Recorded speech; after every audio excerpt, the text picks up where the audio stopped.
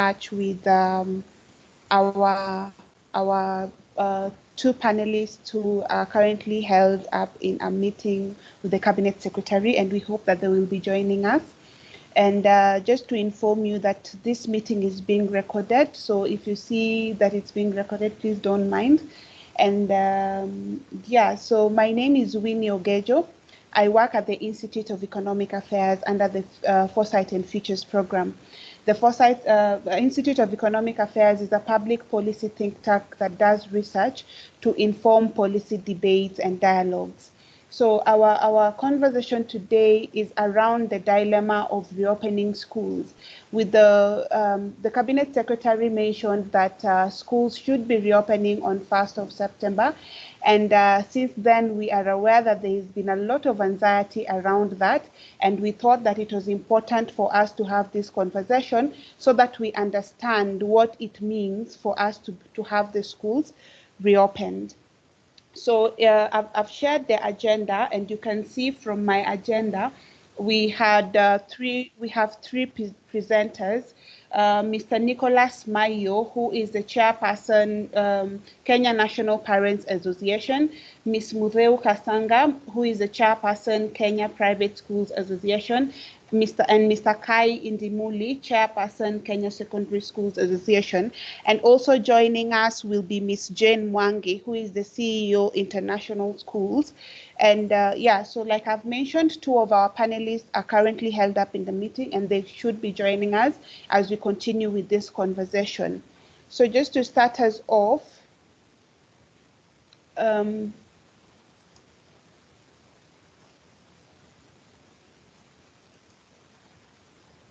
so I will be making a presentation just to give us a background of the conversation we want to have. What, in terms of the numbers that we are talking about, even as we plan to reopen the schools.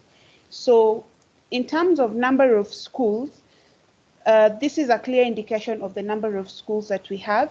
So under pre-primary, we have 46,530 schools.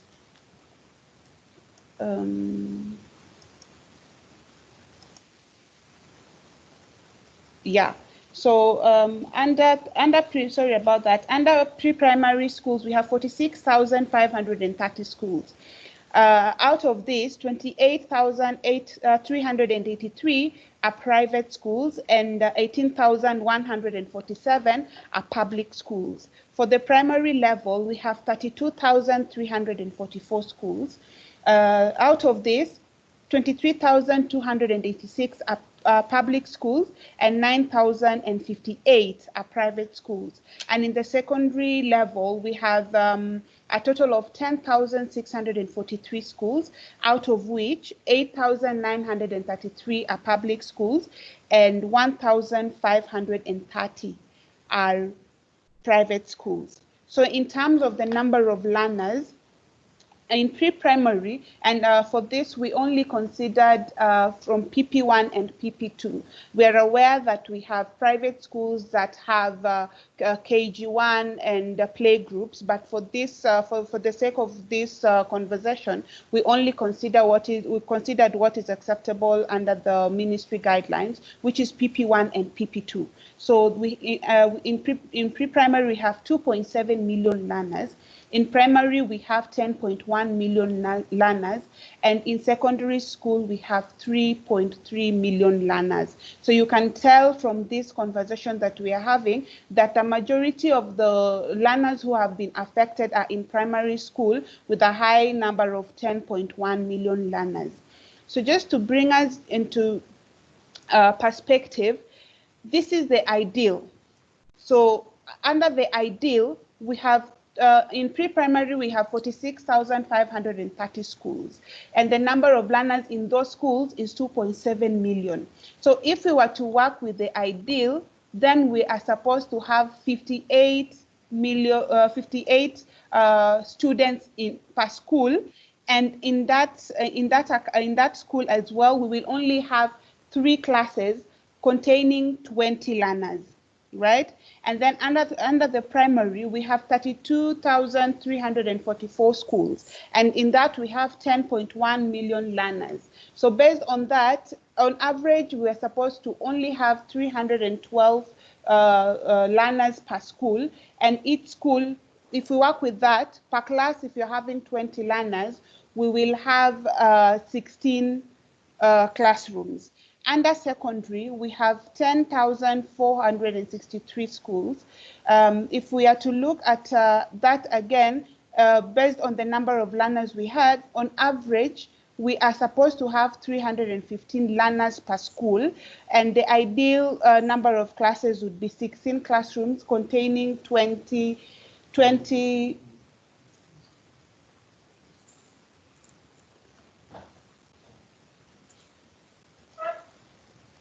Sorry about that.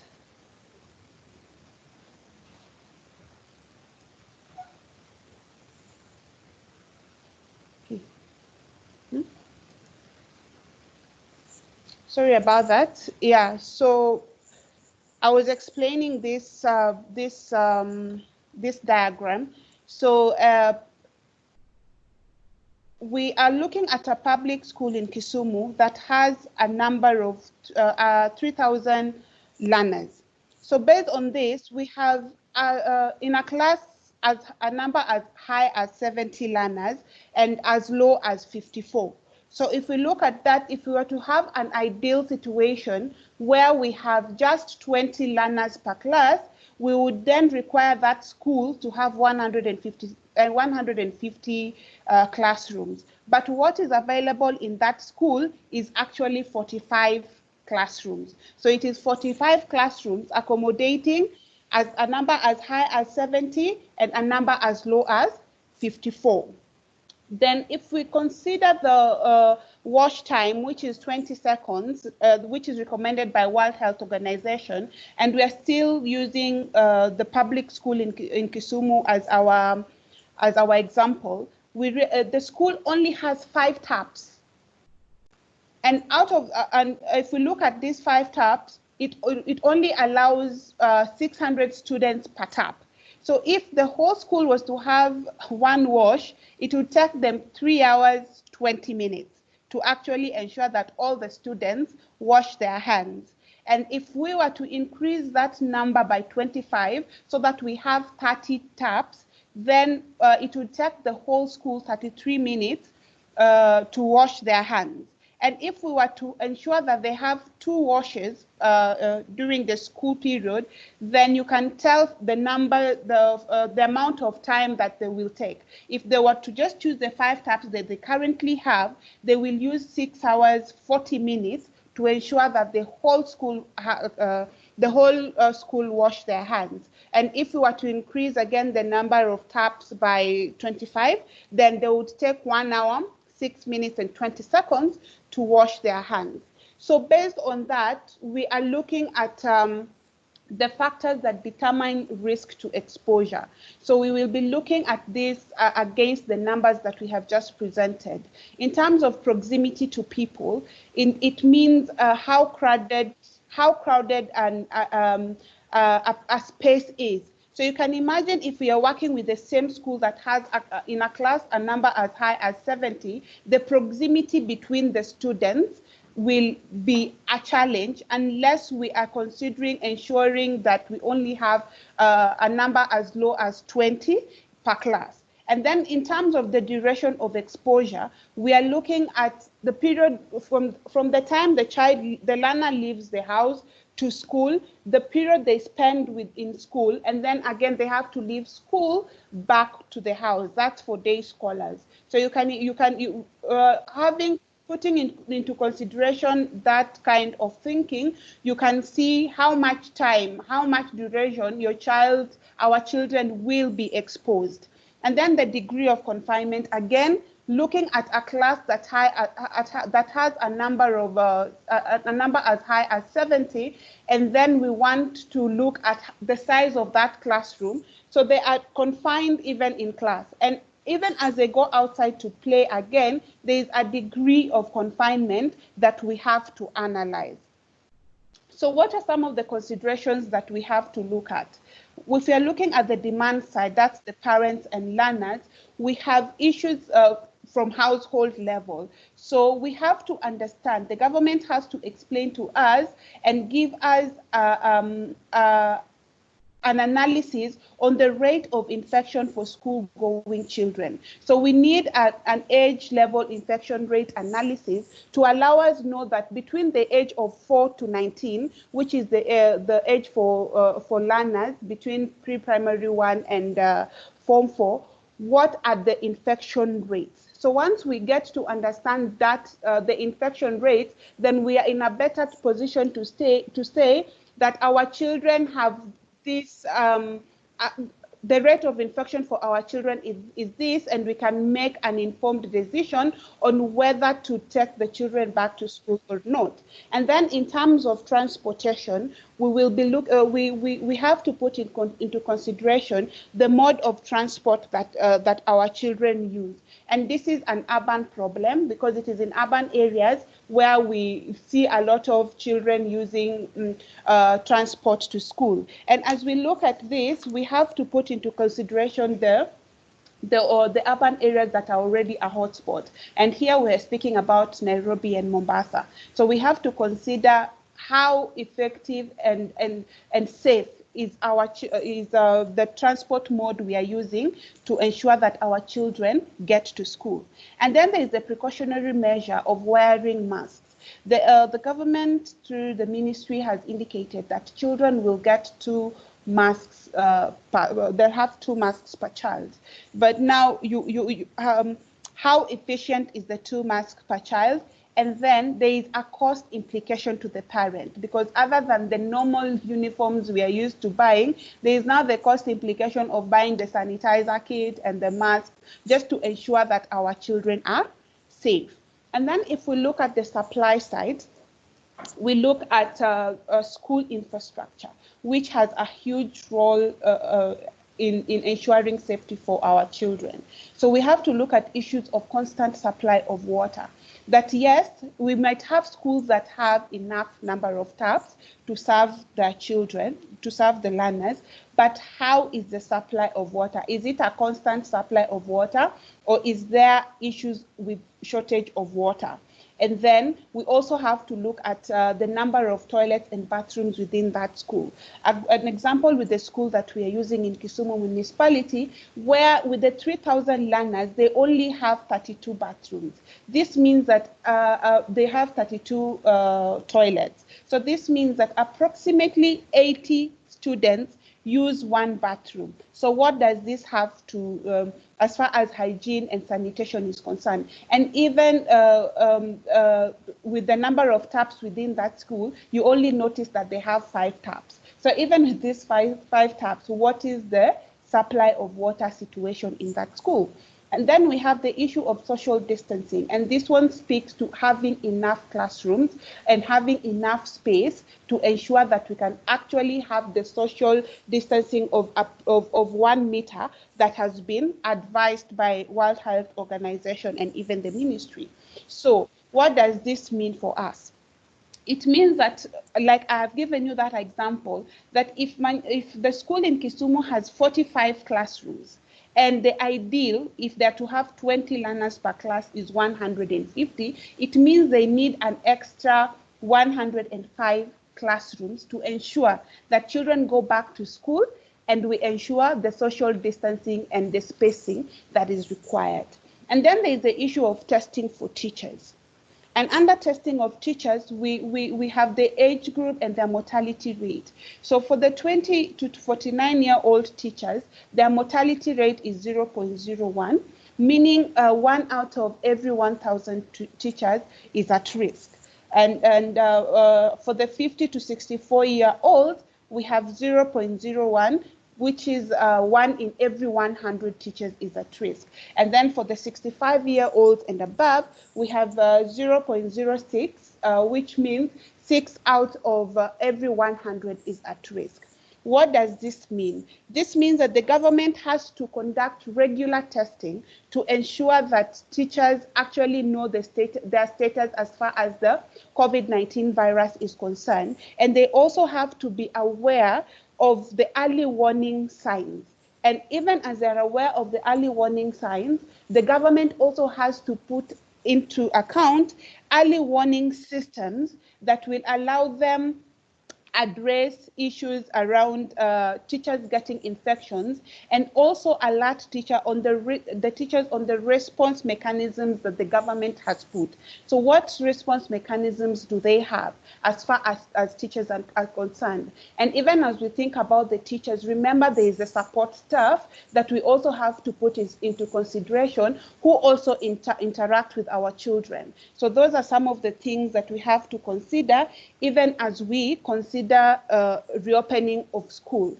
And the questions we need to respond to in this discussion: the government has an epidemiological model that they are using.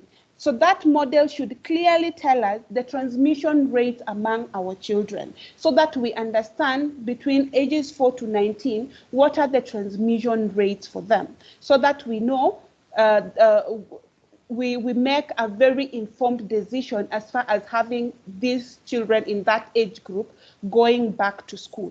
And then we have the graduated alerts.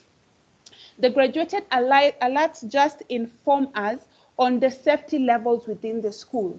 For instance, we can have one being a low risk and 5 being a very high risk. So what happens when a school hits a 5 on the graduated alert? Or what happens when the country hits a 5 on the graduated alert? What systems then should the government have to alert the schools and the parents that now we are at a 5, which is a high alert, and that we are going back to a lockdown? Or what measures then should we take should we hit those highs? And then we have the behavioral changes. These graduated alerts enable us also make very informed decisions as far as our behavioral changes are concerned, where we are saying if we hit a 5, which is a high, what are some of the measures that we have in place in terms of behavior change that we will adapt to ensure that we go back into safety? And then there's the issue of mass testing. And this is something that we have had several times in all the webinars we've had. And I have to mention that this is our webinar number 17. And in all the webinars we have had, the issue of mass testing has been mentioned. This means that there has to be a level of very high and intense testing.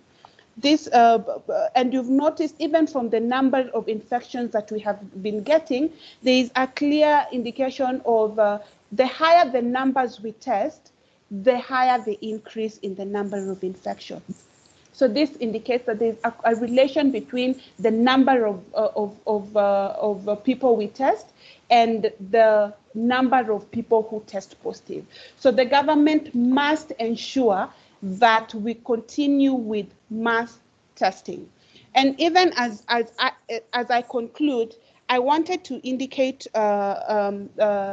one thing, that yes, the presentation we have done really focuses on formal education, but as an organization, we are very aware that we have alternative provision of basic education and training under the non-formal education.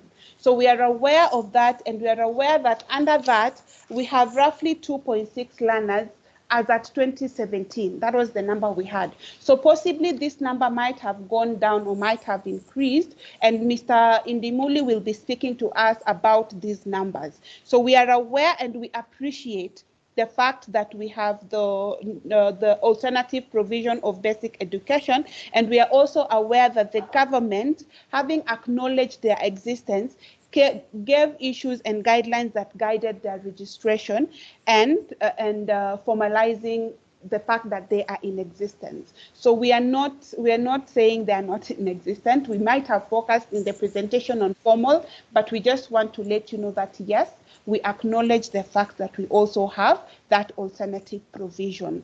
So this presentation was just to give us Yeah, so this presentation was just to give us an overview and a background of this discussion that we want to have today. And now we would like to proceed to engage our panelists for today.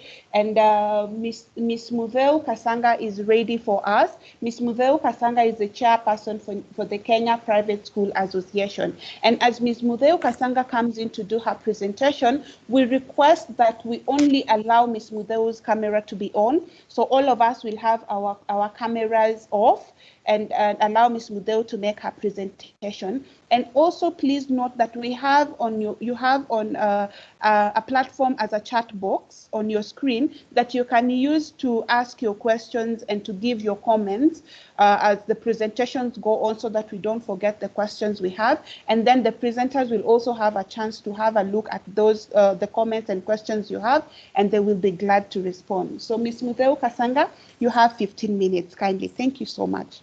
Thank you very much, Winnie. Winnie has given us quite an important background that I was going to give on the numbers of the numbers and why are the private schools being talked about in this meeting, and in other meetings you've been hearing quite a lot about the private sector in education.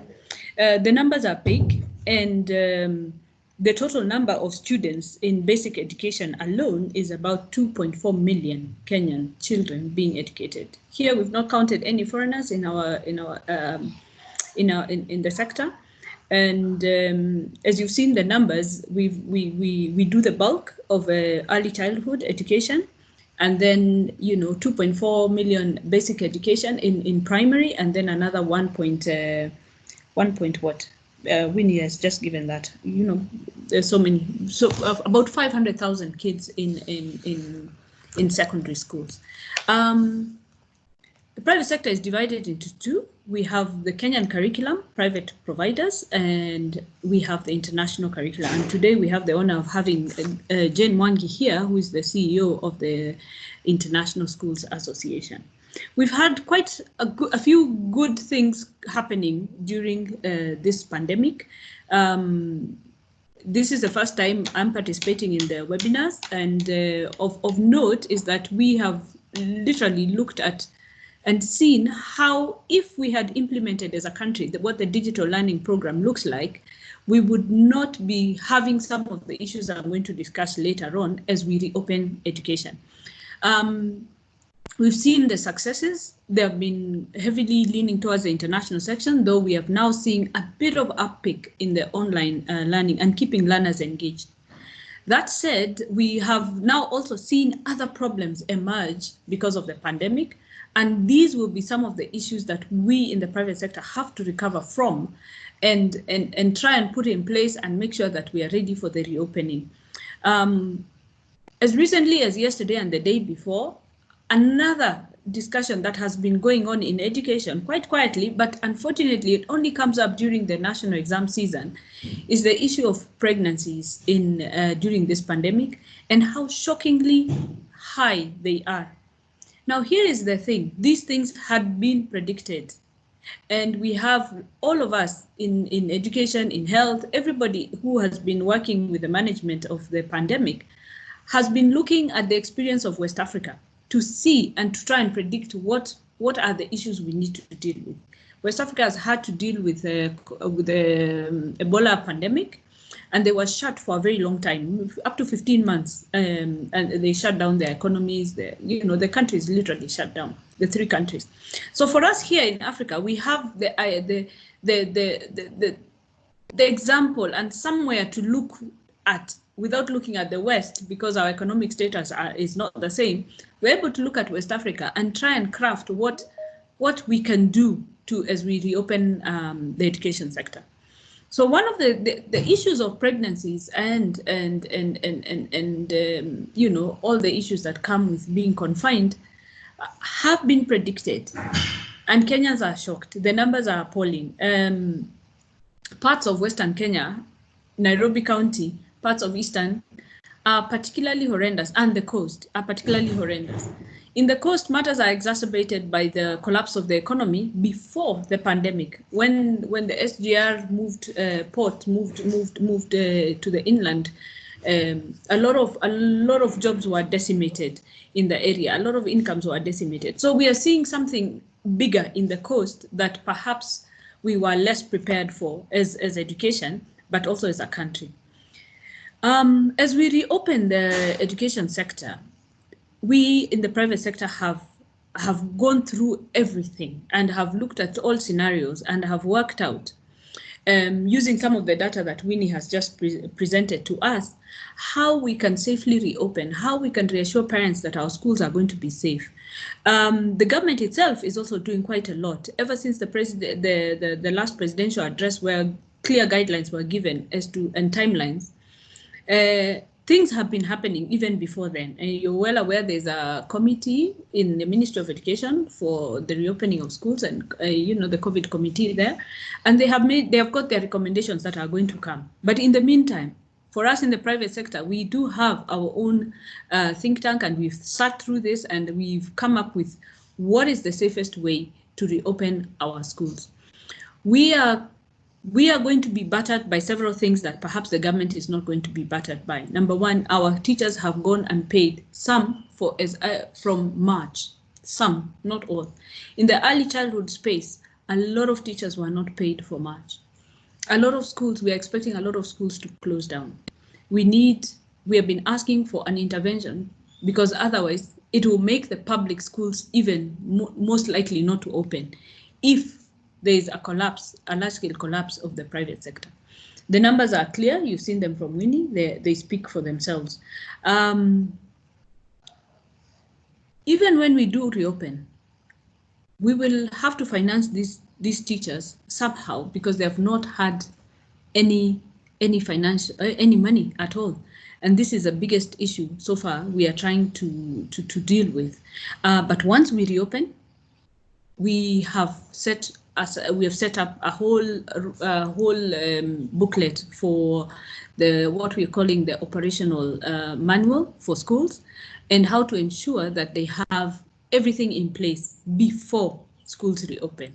We have looked at how the non-teaching staff, kitchen staff, watchmen, cleaners, all the people who work around an ecosystem of a school are going to be managed.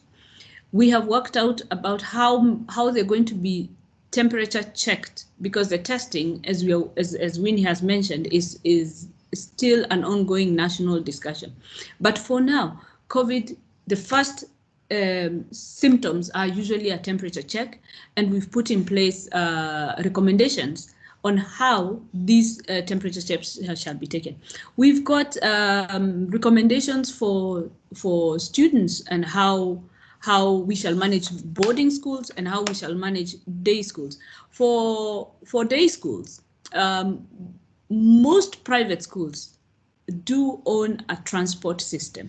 And this is what is going to be the main difference between public and private.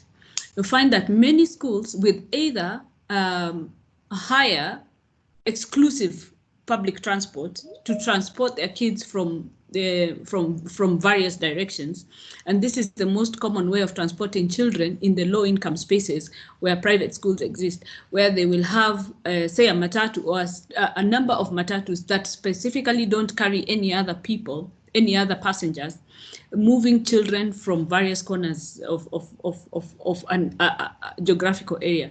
This is common in the urban areas, Kayole, all those high-density areas where a school may not have school buses. They will tend to ring fence public transport to move the kids.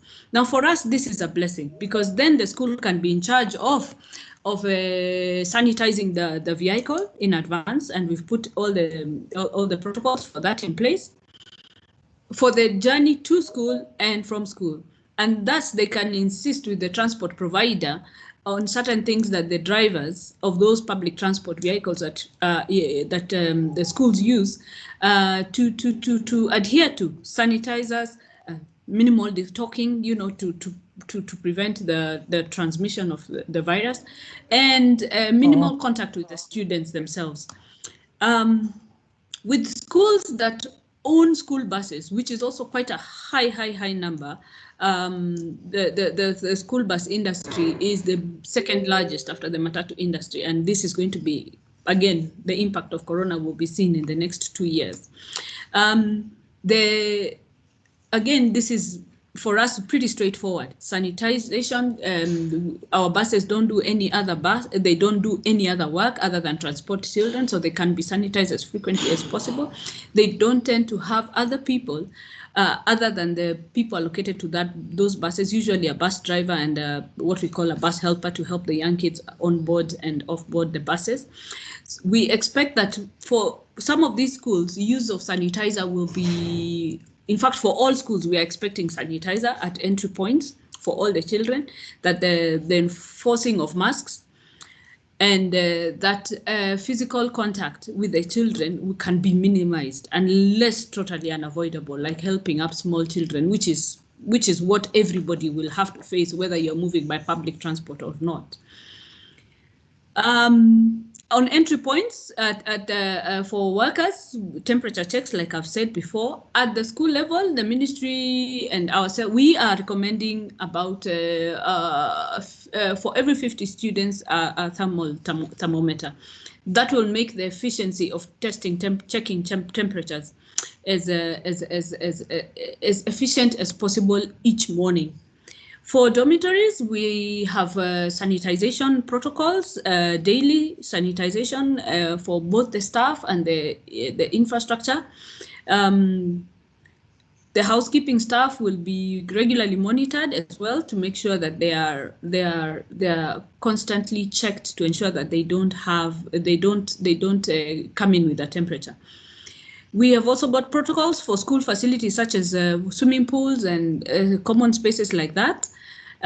These protocols have some of them have already been approved under the hotels. So we are not, we have a benchmark to place our protocols for education common facilities.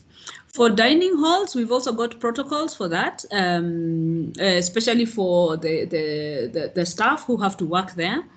And shift systems for the students to eat in shifts, and where that would take too much time, we are actually recommending that the food be served in the classes so that the small numbers and the avoidance, so that we can avoid long queues and that sort of thing. We've got protocols for managing walkways, corridors, stairways, classrooms, and then we've got now the protocols for the students, what each school must ensure that the students stay safe. Winnie has mentioned a lot of these, so I don't want to repeat those, but yes, water becomes the most important product for managing corona. Where there's no water, we are going to use a lot of sanitizer, and there's no two ways about this for now. Our saving grace as a country, as we work towards reopening the education sector, is that worldwide, Winnie, you didn't have this data, but this data is available worldwide. For young people under 20, it is 0.8% of the confirmed cases. It is really, really low. And as they get younger, the percentage goes as low as 0.2%. So it's really, really, no, not 0.8, it is 0.008. So it gets really low as the kids get younger. So we are not expecting to see a lot of kids display symptoms. But when they do that, we have got protocols on how to liaise with the county government ministries of health, and how to make sure the kids are moved very quickly to a facility. Parents are contacted if at all it does happen. We are more worried, like Winnie has said, about our teaching staff and our older staff. Mercifully, Winnie, just for your information, 60 years is the retirement age. So we don't have, beyond 60, we don't have a population, except for us in the private schools, where a lot of the owners actually are of the higher age groups. We are in the process of setting up how to do the risk audit, because we do have vulnerable children. We have children with some special needs that we are not quite sure how they will handle corona. And we are working with the Pediatric Association of Kenya to make sure that we get it right. But for now, we are assuming that all kids with asthma, with diabetes, and a few special needs, for instance, if they have some of the the ones that reduce immunity, you know, like if we have children with HIV, we are expecting that we will continue and we will set up a way of teaching these kids remotely, because bringing them to school is an exposure that is quite an unknown for now. We will expect that the county boundaries will have to be lifted to move students at some point. So we await for the recommendations from the Ministry of Education COVID committee to see how we shall move our students to our schools. Kenya has one of the highest networks of boarding schools in Africa. So at this point in time, boarding schools seem to be a disadvantage, but once the children come into the schools, they are going to be safer than those in day schools. Why? We can minimize contact with the outside world to near totality. We've had experience every year as we run the exams, how to lock down a school so that the only, you know, and manage suppliers and manage offices so that there is minimal contact with outsiders. So once the students get to the schools, they are probably safer there than those who have to go through, you know, day in, day out at home. Because back at home, and this is what has been established in China, in Europe, in all the other places where they have reopened the economies, the children do bring the virus from home, not the other way around. It is because the economy is opening, the parents are also moving up and down now and getting back to work, that the exposure to the virus comes. That said, we need to keep underlining that for children, the virus seem to catch it and be totally asymptomatic. So the population that we are quite worried about is our teaching and non-teaching staff and how we're going to manage it. I think I can stop there for now. Thank you very much, Winnie. I'll be more than happy to take on discussion as points come up in the discussion.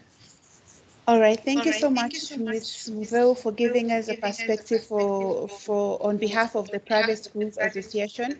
And it is very encouraging to hear that your association and the schools that you represent are already putting in place measures to ensure that our children can actually be able to return to school in September. And we are aware that even from the indications you're making about the sanitizers at entry points, ensuring housekeeping and support staff are safe, protocols for school infrastructure, and even children with special needs, we are aware that this will come with a cost implication. And even as you people make those plans, I am aware, we know that the costs are some of the things that you people will have to discuss. So we are very glad to have that discussion with you. And please remember, everyone, that you can post your questions on the chat box so that the panelists can look at them and prepare to respond. We'll move on to have Ms. Jane Mwangi, who is the CEO for International Schools, to give us her perspective on behalf of the international schools. Ms. Jane Mwangi, you have 10 minutes. And kindly remember, we are only having the camera of the presenter on. So even as you join, kindly switch off your cameras, turn off your cameras so that you only have the presenters on the screen. Thank you so much. Ms. Jane Mwangi, 10 minutes. Okay, good morning. I hope you can hear me. Yes, we can. Okay, I am going to request that my camera stays off. Is that okay? That's fine. All right, then. My perspective really is to reiterate, is to clarify a couple of things. There is a misunderstanding in this country that the majority of private schools are, to use your words, Winnie, are formal. The bulk of private schools are the schools you described as upbet. They're the bulk of private schools. International schools and the schools that Mutfeu represents in terms of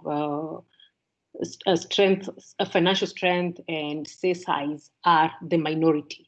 So they really should not be the standard for private schools. And those upbet schools exist for a reason. They exist because with free primary education, while the question of access was addressed and access, say, and some equity was addressed, the question of quality was not quite addressed. And so what happened is private schools came up to address that gap.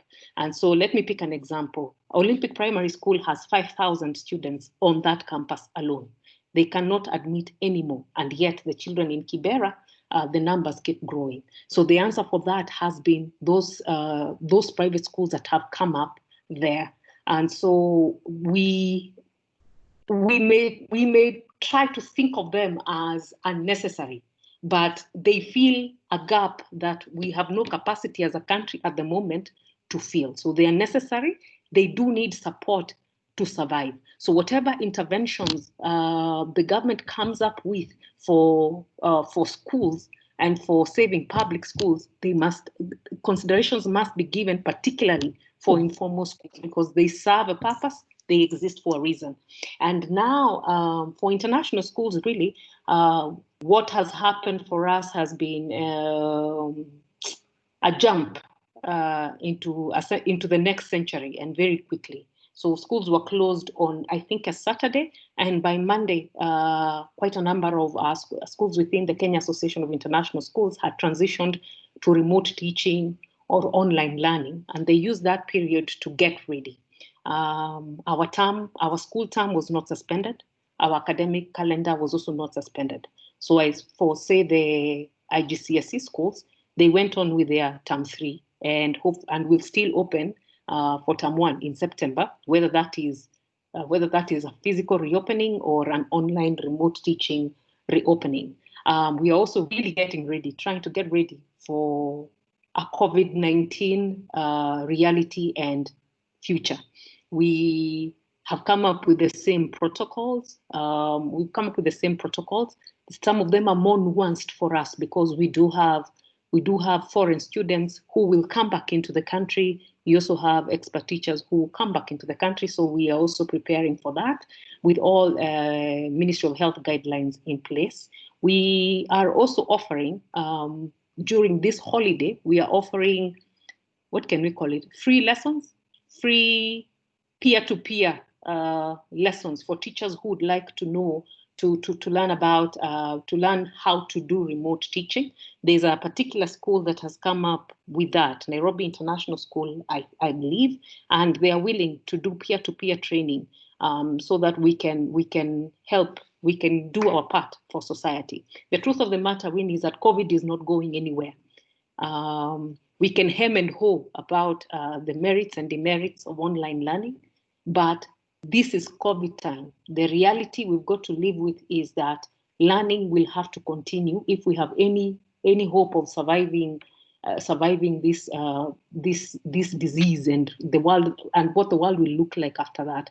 So when we do open physically, we know we can say with certainty that the number of cases will go up. That certain schools, there are a lot of schools will report cases. That it may require for those schools to be closed. That it may require for, sorry, is it okay? Can you hear me? Yes, we can hear you. Please remember to mute your microphones, all of us. Please proceed. All right. You have just joined in. Hello? We can assume. Ms. Mayo, you have just joined in. Okay, thank you, Mr. Mayo. Thank you for joining. We have a presentation going on. Thank you. Okay, thank you. All right. Okay. Sorry, Ms. Jane, please proceed. No problem. Hi, Mayo. So we can assume that cases will go up. We can assume that without doubt some schools will report a lot of cases and then will need closure. But then does it then mean that learning stops? So whatever we prepare for must be for a circumstance that encourages learning to go on, whether schools are open or not. And then on the matter of reopening schools, I think we are going to have to sit and really reflect as a country on the question of, are there worse things than COVID? Just between 2016 and 2017, we reported 378,397 teenage pregnancies for girls between 10 to 14. Those numbers, I don't know about the ones doing the rounds right now, but those are real numbers and they are about to go up. So we've got to find a way, and education has always been the gateway to reduce inequality and to give people a chance in life. So we've got to find a way to have blended learning. whether that will be through radio, through TV, whichever means we can use at this point. Part of our COVID intervention for education must be how to safeguard learning and to make sure it continues. You also mentioned something about masking and so on and so forth. All schools will have to take direction from the Ministry of Health, which I think is coming up with a national masking policy. So we await that. But we can look at countries that have attempted to do this, and we've already seen the struggle children are having with wearing those masks, with keeping them on, with not sharing. So our greatest work is actually not when we open, but before we open, because we have to really engage in a campaign of behavior change, not just for our children, but for we as parents, for teachers, for the entire ecosystem of a school, really. Behavior change must be what we preach between now and when we reopen, if we are to have a chance of staying open for an extended period of time. We're also going to have to be very patient with each other and really just establish a community, a localized community of practice so that we can move on. We are going to have to look at schools individually. We're going to have to sit and look at the one nearest to me, I think is Lavington Primary and Secondary, to look at Lavington Primary and Secondary and say, consider, can they fully reopen? How do they stay in school? Can they support, say, Kawangware Primary, which may have challenges in social distancing? Can some of their students learn there? We're going to have to unlearn a lot of things if we are to survive COVID. But it can't, I think as a person, I would be very sad if our approach as a country would be wait for COVID to end so that we can reopen learning. We need to reopen learning now, whether that learning is in a school, whether it is through TV, whether it is through radio, but we need to find a way to reopen learning and keep that going, whether schools open physically or not. Thank you very much.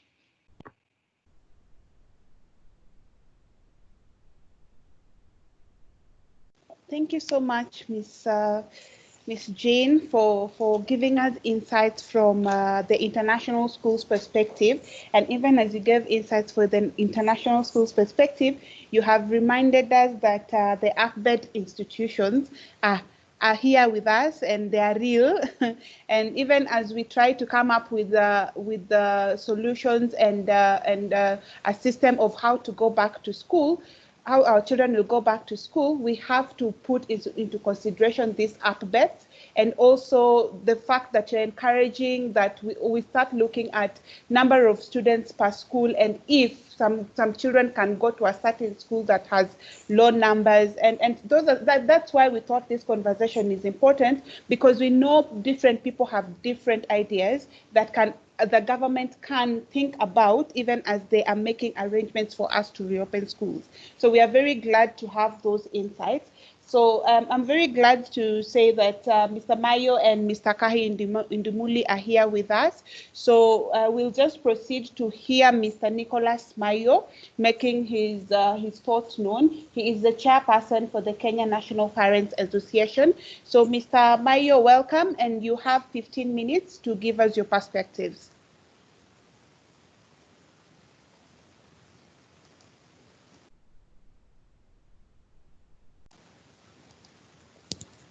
Mr. Mayo?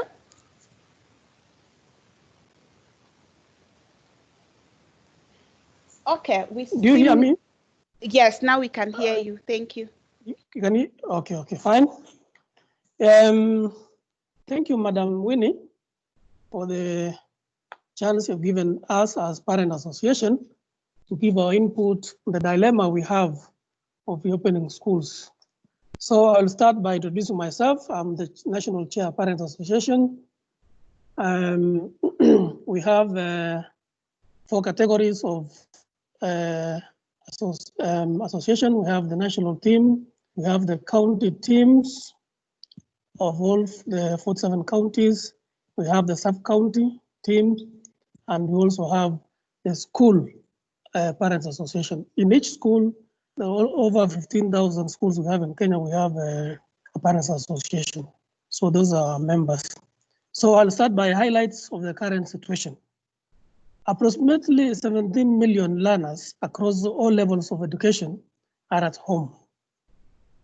Parents and caregivers are desperately supervising or facilitating some forms of learning through radio, TV, digital platforms, that is Zoom, Google, YouTube, etc. In instances where parents are teachers, one-on-one learning has been engaged. The government has been making attempts to address the situation through gradual reopening of schools, through constituting an expert task force, initiating and executing formal consultation with stakeholders, management and responding to hints and mixed signals channel through social media. The parents have been speaking out their minds through social media and other avenues.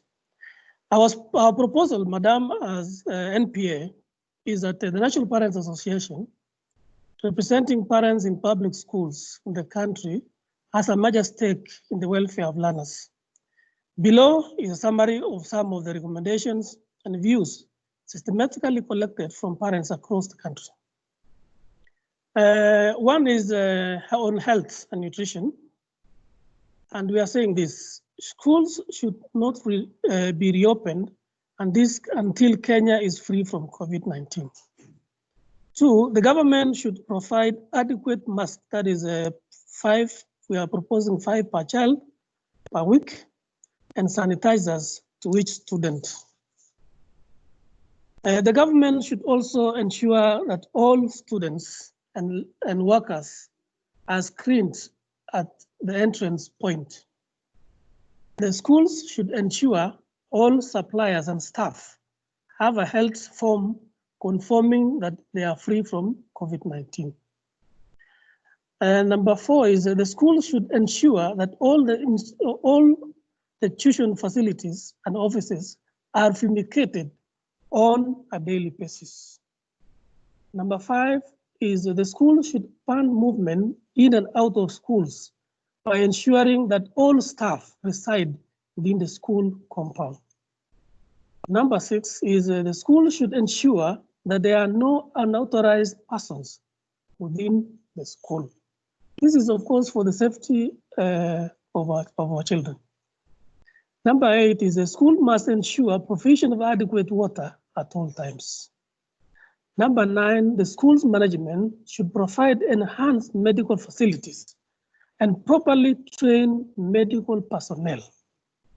That is in school. Number 10, the school's management should offer training services to staff on implementing social distancing and school hygiene practices. These are the issues raised by the CS every now and then when he's giving out his daily reports on COVID. The Minister of Health should inspect each school per month to ensure conformance with health and safety guidelines. Number 2, on syllabus coverage, Madam, we are saying as Parents Association that the teachers should continue covering the syllabus from where they stopped. Number 2 on syllabus is the school recommended routine to commence from 7:30 to 3 p.m. Number 3 is engage candidates on weekends. And lastly on syllabus, on the syllabus coverage is a cancellation of sporting activities in schools, because we wouldn't encourage children to mingle around with others. On staffing, the Teacher Service Commission should recruit additional staff and teachers. Sorry, Mr. Mayo. Richard, could you please switch off your camera? We had requested that all cameras be switched off as the presenters are making their presentations. Thank you. All right, Mr. Mayo, you can proceed. Thank you, Madam. On staffing, the second point is schools should make use of shifts. That is on staffing. And the last one is schools should erect large tents in case of inadequate staffing. On school safety, we are proposing that the school management to enhance counseling services, because we know so many things are happening in this era of COVID-19. Many children have have lost their loved ones. So we need counseling services. Number 2 on school safety is school management to empower and train the school staff. Number 3 is chaplaincy and mentorship should be handled by the school staff. Number 4 is ensure continuous and timely payment of BOG staff salaries to mitigate against teacher attrition and promote well-being. Number 5 is subsidize school fees and other costs wherever possible. This has been an issue raised all over in the media, the radio. Parents are calling me on school fees. So we need subsidy school fees and other costs where possible. And the last one on school safety is increase capitation fees from 22,400 to 30,000. That is to cover for extra expenses in school. Our key consideration, Madam, is in addition to the above stated proposal, some of the consideration worth a strategic thought and logical action include: 1, practical difficulties in managing COVID-19 through advanced recommendation. 2, the risk of replicating best practices and models from countries that have reopened schools like South Korea and China, considering most of them had to close due to increased infection rates.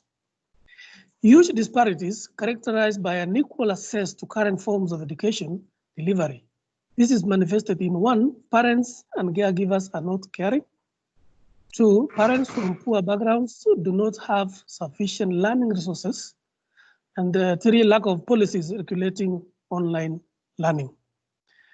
A weak approach to public finance issues affecting public schools as well as school fees. For instance, lack of clear guidance, a guideline on TSE teachers and staff in public schools earning salary even when not working, while their colleagues in private schools do not earn. It's a concern, because we are all parents and we should equally listen to all the teachers, whether they're in private or public. Involvement of learners in crime and defiant behavior during this time, they are not in school. Sexual appeals and violence resulting in teenage pregnancy. I want to comment, Madam, what we heard from Machakos, that our daughters.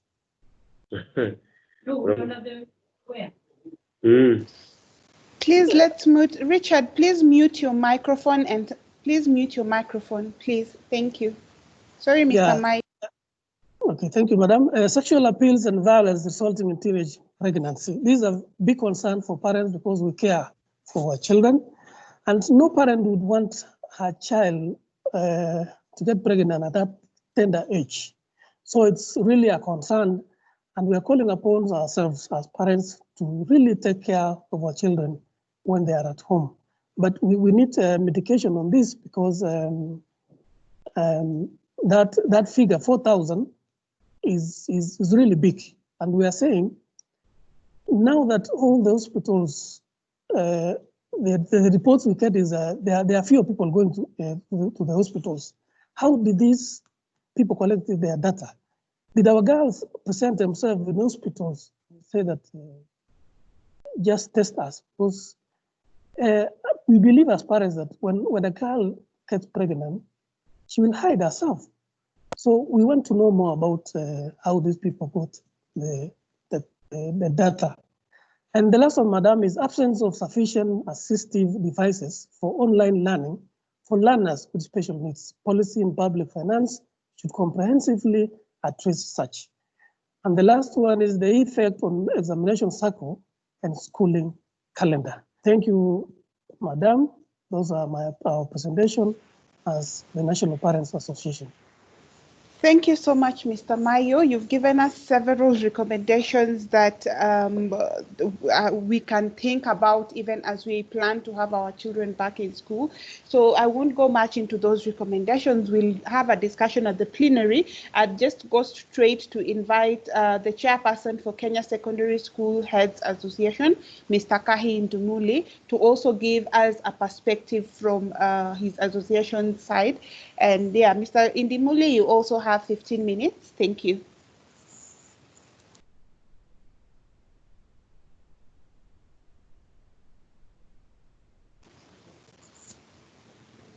Mr. Indimuli?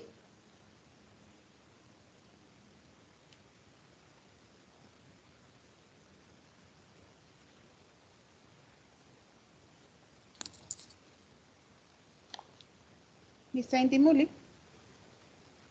Okay, we seem to be having a challenge getting him on board. So what will happen is we will proceed to have a discussion on the four presentations that we have had so far from Mr. Mayo, Ms. Mudeu, and Ms. Jane.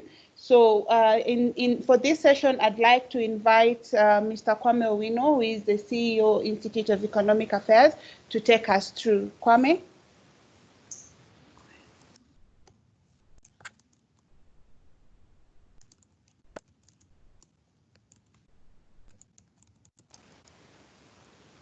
And I'd also like to remind us that we have a chat box where you can post all your questions so that the panelists can be seeing the questions even as we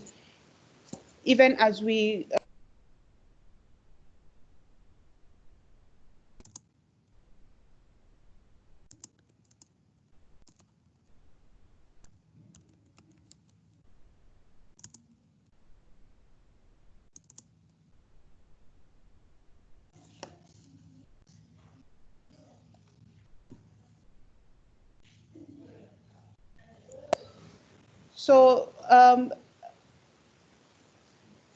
please post your questions on the chat box so that we can have a go at them. But as Mr. Kwame gets on board, we'll have the first question.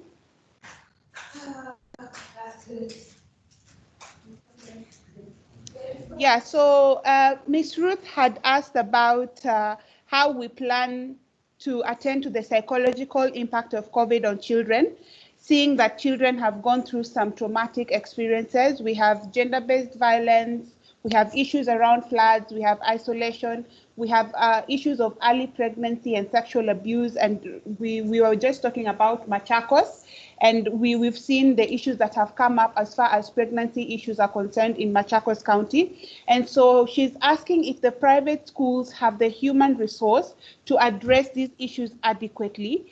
So in terms of, do they have a school counselor? Do they have just the necessary human resource to allow them handle such issues? So I'll ask Ms. Mudeu Kasanga to respond to that. Hi. Can you repeat the question a little bit? I was busy on the side group answering some questions. Sorry, so what she's asking is, she acknowledges the fact that children have gone through a traumatic experience even while they were away from school. They had experiences such as we have gender-based violence at home, we have sexual abuse, and rightly so, we heard from Mr. Mayo when he was speaking about the rate of pregnancies for school-going children in Machakos County. So she's asking, so for the public sector, what are some of the measures that you have put in place to ensure that these issues will be handled when the schools resume, in terms of counselors, psychological, and please, let's mute all our microphones. Is that Mr. Kai Indimuli? Yes, that was Mr. Indimuli.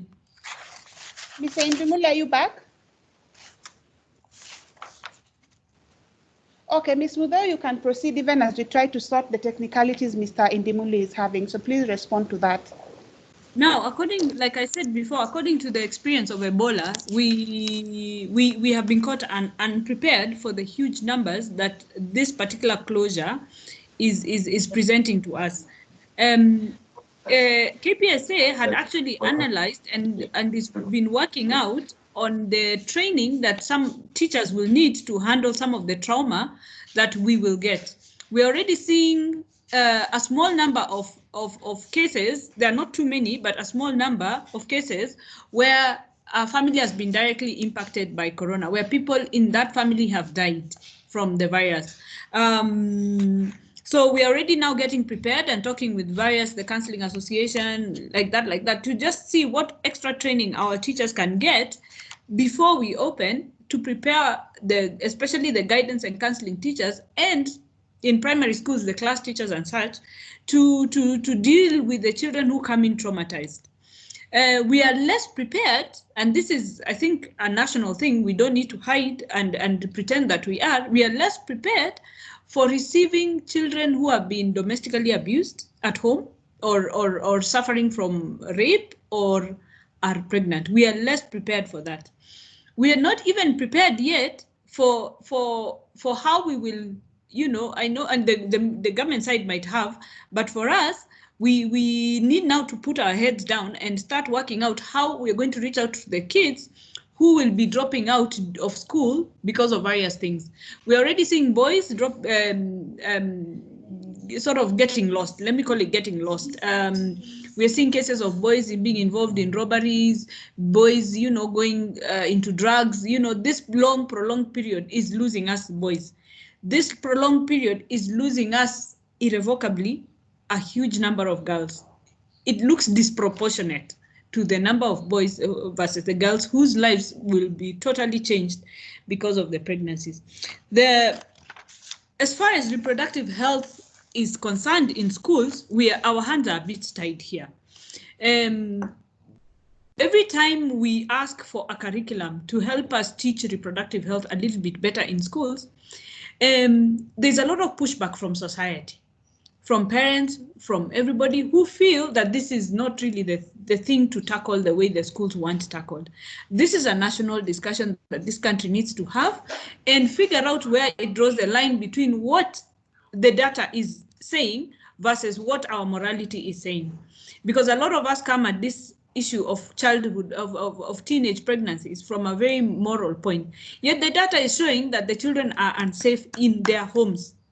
That they are getting pregnant from relatives, from what they're getting injured by their own family members. So we will need to have a very candid discussion at one point in the future. But for now, to be honest, we are just going to take it as it comes and thank the government for allowing these girls to be able to continue their education. But the problem, that alone is not the solution. We need a larger solution.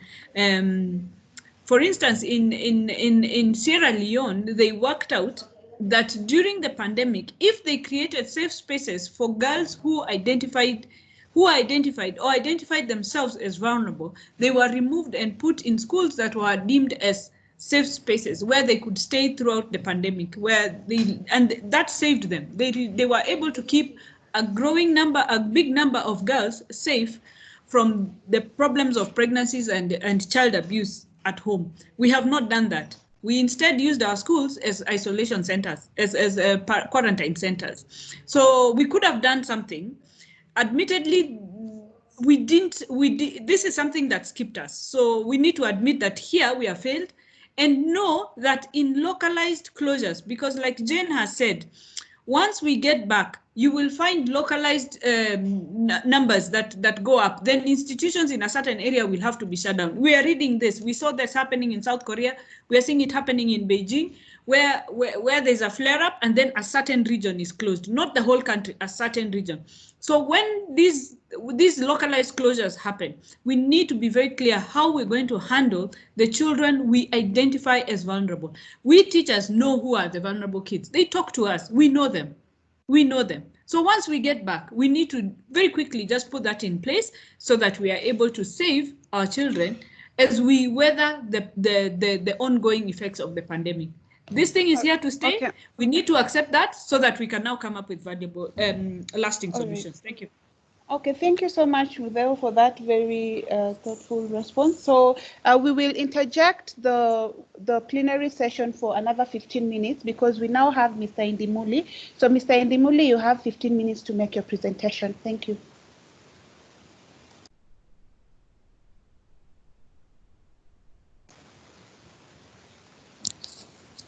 Mr. Indimuli?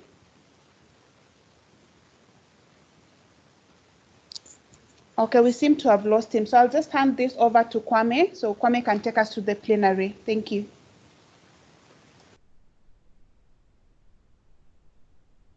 Okay, good morning, everyone. My name is Kwame Wino. I work at the Institute of Economic Affairs, and thanks for being here. I'll try and summarize before I open up for the questions and answers. And my apologies, my computer just went off as we were preparing to start the session. So we've heard from Mr.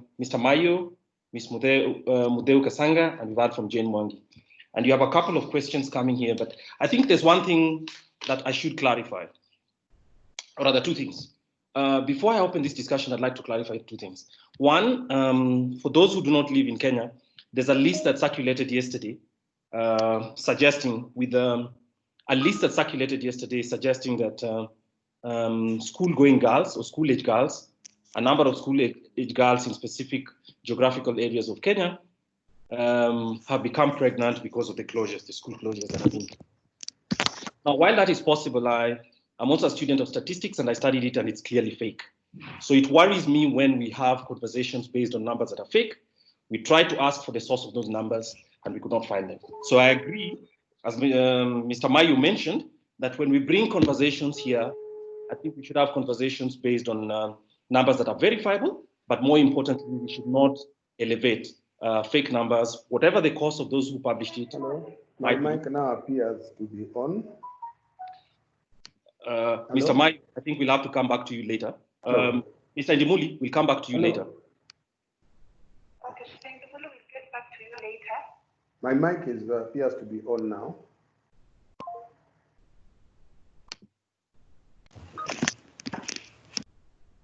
So I'll go ahead with this. So the point is that those numbers were fake. I don't think anybody should give them credence, and we shouldn't give credence to that. So that's the first. The second question is, what does this mean for children and learning? My view is this, and I think we can speak for the IEA here, that the idea of school-going children getting pregnant or getting in the way of having children is actually a national tragedy. And it's been with us all along. I think this situation of school closures might elevate it, but I think we cannot use that pressure as the only reason for schools to reopen if it's premature.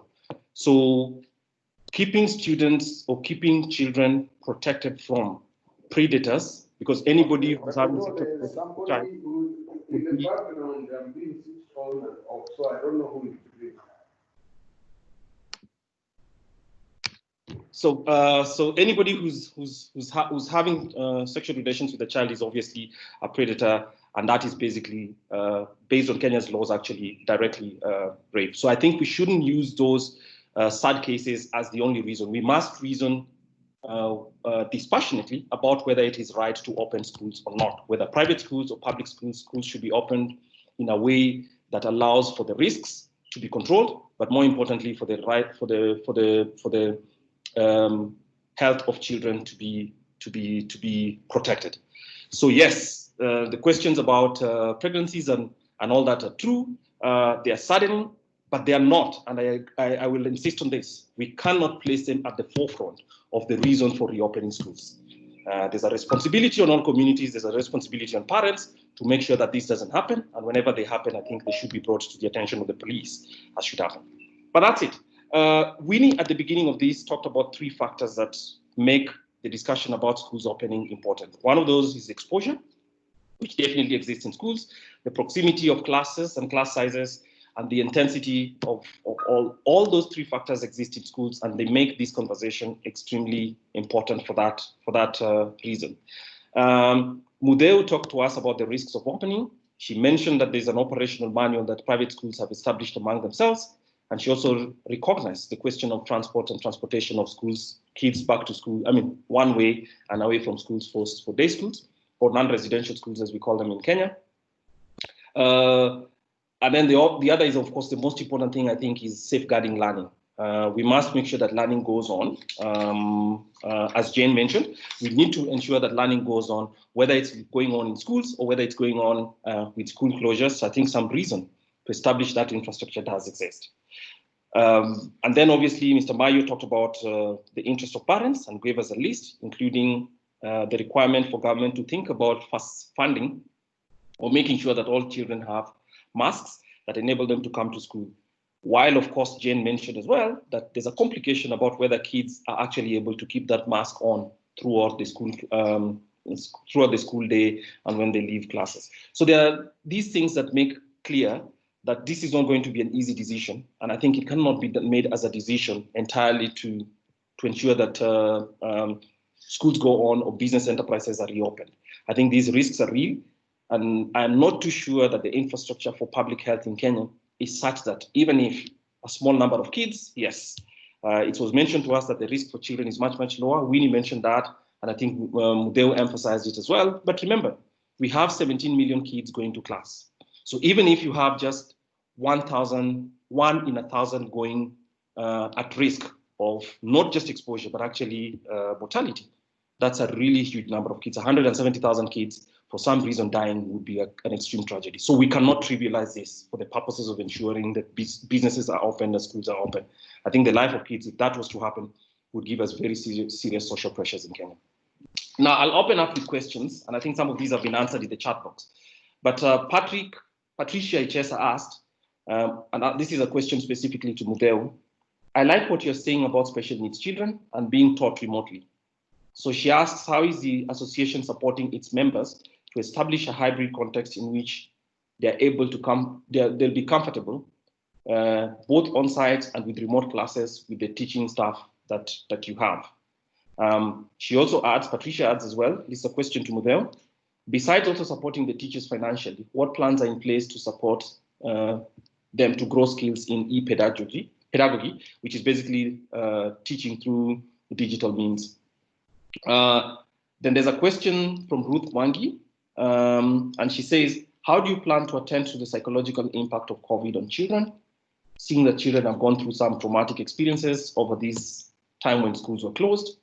And do the private schools have the human resources to address these issues adequately? So again, I think that goes both to Jane and to Mudeu. And then the others are comments, but Nelly Omino asks, again asking Jane, the campaign for behavior change is key and needs collective effort. Watching how children are handling each other at play and around their homes clearly indicates their total lack of understanding of the required protocols. Also, she says that they will need to be trained. So anyway, all of you, including Mr. Mayo, could tell us what you think are the ways to actually increase the awareness among kids, because children are children and the risks they face are real. And the fourth question comes from Kitavi. And again, I think this is all our speakers should respond to this. So he says we would like to have honest assurance by private schools. For instance, we have witnessed some private schools having a challenge of getting rid of bags in schools. Kids are silent so that they do not disclose this to their parents and guardians. From face value, such institutions look okay, only for parents to discover such when their kids finish schools.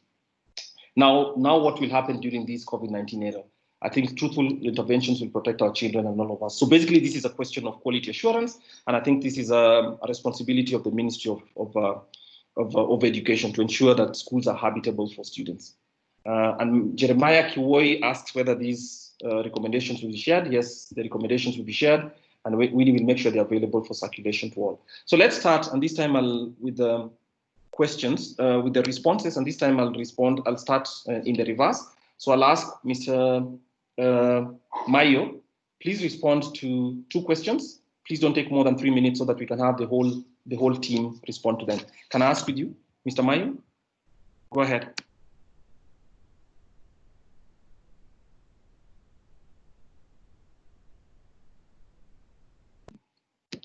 Nicholas Mayo, are you there? Okay, I'll have the ladies respond then. Let's start with Jane. And then yeah, do you hear me? Yes, please go ahead. Please go ahead. Just go ahead. Okay, thank you so much, Kwame Owino, for the question raised by the plenary.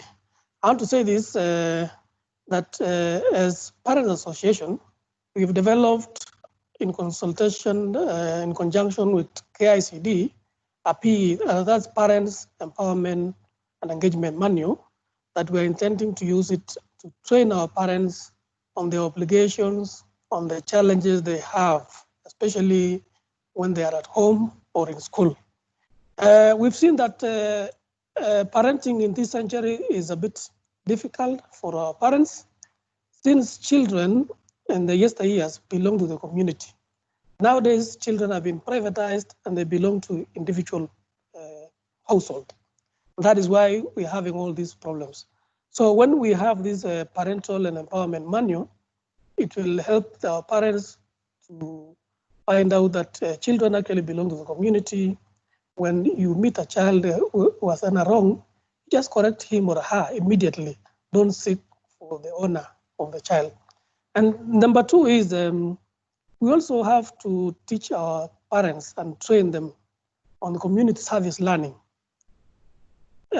When you train our parents, our children in school, when they come out of the society, all these skills are there in the society. So we need to change the behavioral change of the community for our children to emulate and see that our parents or our elder people are doing the right things. Because if we don't do it ourselves, our children will just do the same with what they are seeing. What they see is what they do. So that is my answer for that question. Thank you so much.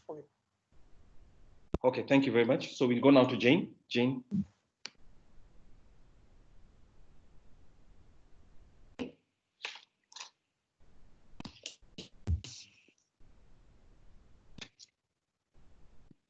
Hello, Jane, can you hear me? Yes, we can hear you. Can you hear me? We can Okay, hear then you. thank you, Kwame. Wonderful. Thank you, Kwame. I'll start with behavior change, which is the animal in the room. We all live in communities. We all live in communities, and it is impossible. And individual behavior affects the whole, affects how the whole functions. So if we are to reopen physically, we must actually begin the campaigns in our individual schools, whether it will be sending emails to parents to remind them to act in a certain way in terms of COVID prevention protocols. That is something we will have to start doing, whether it is to enable, to facilitate organizations such as Mr. Mayos to speak to their constituencies so that behavior change becomes a thing. They will not come to learn how to control and prevent COVID in schools. They'll already have started at home. So we need to work collectively as a society. That must be something that we do. In terms of the questions on please remind me, Mr. Kwame, the other one, was it about private schools and their preparedness? Yes, it's that. Yes, so I would say that with our international schools, we are getting ready. Even as we wait for government to give us their protocols, we have taken a view that we will go over and above what is required of us to try and ensure safety within our school campuses. However, for all of us, whether in international schools, in private national curriculum, or in public national curriculum schools, the point is that those divisions are about to become just divisions on paper, because we are all in the same localities. Where I work, we are very close to Kawangware. Some of the people that work in our schools live there.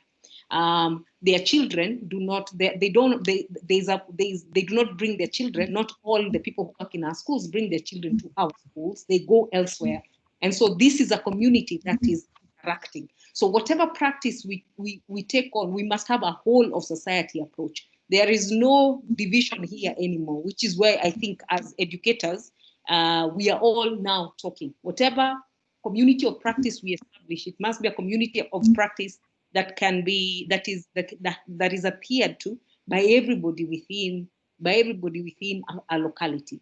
It is impossible to close down, to have a watertight lockdown of boarding schools. There are people who do not live there. So it is to establish a community of practice for us as Kenyans in order to keep ourselves and our children safe. Thank you. Okay, thank you. Just to clarify, the statistics I quoted were not those ones. The statistics I quoted were not those ones that are doing the rounds. I also do not know where they came from. The ones I've quoted are verified statistics from 2016, 2017. I do not know where the one. Thank you. Okay, fine. Thank you very much. So next, we go to Mudeu. Mudeu, I know you are very much. Go ahead. So just addressing Kitavi's question on the transparency required. As we are battling the pandemic right now, like Jane is saying, it will take a community effort. So a school community that is already having problems with its school, that school will have to change the way they approach communication and verifying of this communication. We expect that health inspectors will become a regular feature in our schools. So it is very useful for that particular parents now to take an active interest in their schools to ensure that the protocols that say the Kenya Private Schools Association is insisting are the ones that must be in place are actually in place. Together with the Ministry of Schools and the communities, it is possible to deliver this. And this, I can only give an example right now about how careless we are with the face mask as adults, as we go about our daily lives. We need to ditch that carelessness if our kids are to remain safe. Because like Jane is saying, if right from home we are not insistent on keeping the kids safe, then we have a problem, because these same kids, like Mr. Mayo is saying, we deal with privatized kids. It's no longer community kids anymore. We need a very firm and clear and consistent engagement with parents. That said, all of us here, Mr. Indimuli, Mayo, and KPSA and KAIS, we all have very clear systems of communications with parents, starting right up from the national level of the associations down to the school level. The school level has SMS, bulk SMS systems. They have school management systems that allow them to communicate with parents, and regular newsletters that can be used very effectively to reinforce behavior on the parent side, and therefore on the community side, because their parents communicate to each other. You notice that when parents live together in a group, they actually sort of tend to know each other if they go to the same school and things like that. So they tend to reinforce these things. So we expect, and we have a right to expect this, because we cannot police that. We have a right to expect that parents can take charge, and when regularly reminded, that they correct the behavior that is dropping. The other question was from Patricia on special needs and what schools are doing. Remind me, what was the question again? Patricia, there's quite a lot of training that is going on and interventions and thinking around the special needs area. It is quite a worrying space, because these kids have suffered disproportionately during this pandemic. A lot of them, parents are overwhelmed depending on the level of special needs that they're dealing with, and we don't have a social security, social network to assist these parents, especially with the extreme types of special needs. These children work with a higher adult to student ratio than any other section of the education system. So these kids, if we do get them back to school, are more vulnerable, because they then will be dealing with more adults. You know, they need more cleaners, more they're already in very small classes, because they need a higher interaction with the teacher. So social distance there is not an issue, but we have to make sure that they and the adults around them are safe. So these are some of the protocols that we're already coming up with and trying to see how they can work. These are children who largely cannot be taught remotely. So this is not a quick solution like the other kids who are vulnerable but are in class, you know, can learn in class with the others. These are kids who cannot engage with technology in the same way a child without any special needs can. So we are trying very hard to come up with realistic, doable operation procedures for the specific schools And for integrated schools that have, a class of special needs within them.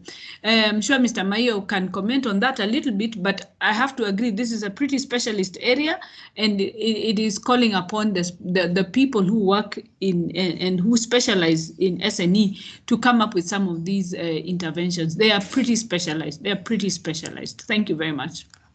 Okay, thank you. I'm conscious that we only have 20 minutes left, but I'd like to give Mr. Indimuli a final chance to make his presentation. Mr. Indimuli, are you ready so that you can give you 10 minutes? Yeah, I hope you can hear me now. Yes, please go ahead, and you have 10 minutes. Go ahead, just go ahead. Thank you very much. I want to apologize for the technical hitch. I'm in Nakuru for a meeting, and therefore the network could be challenging. I've listened to my colleagues present their views on this. I would only want to add a few areas. What is our biggest dilemma as public schools? One, we need to look at where the public education and public health meet. That is where the biggest challenge is.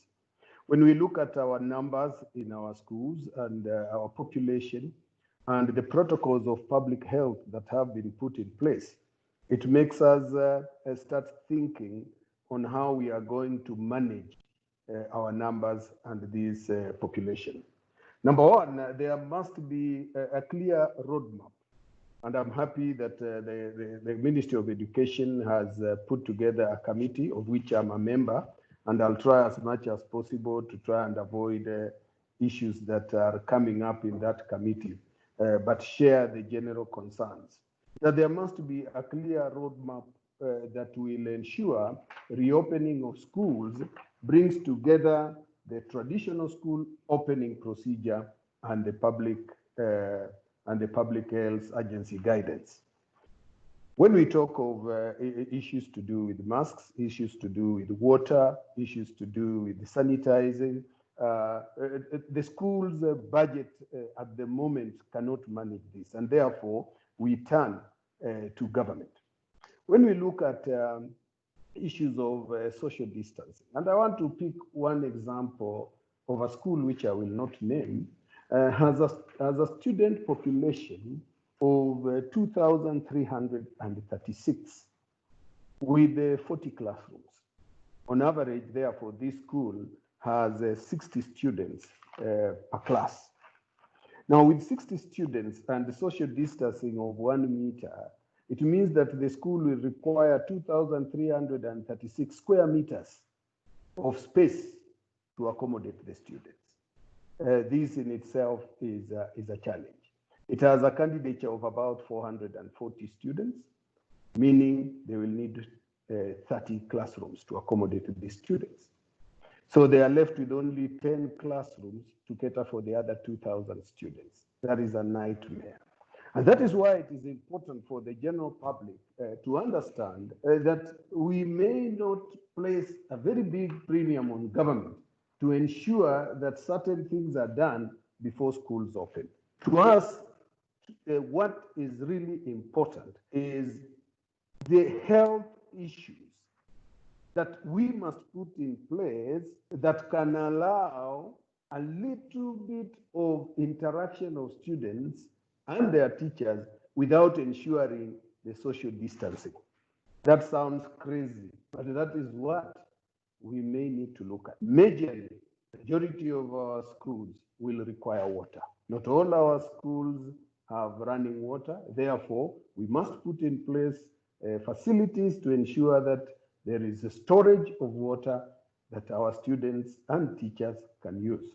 There is masks provided that are not just tailored for purposes of blocking our nose and mouth, but they are actually protective. The 3 layers masks to be given to the students.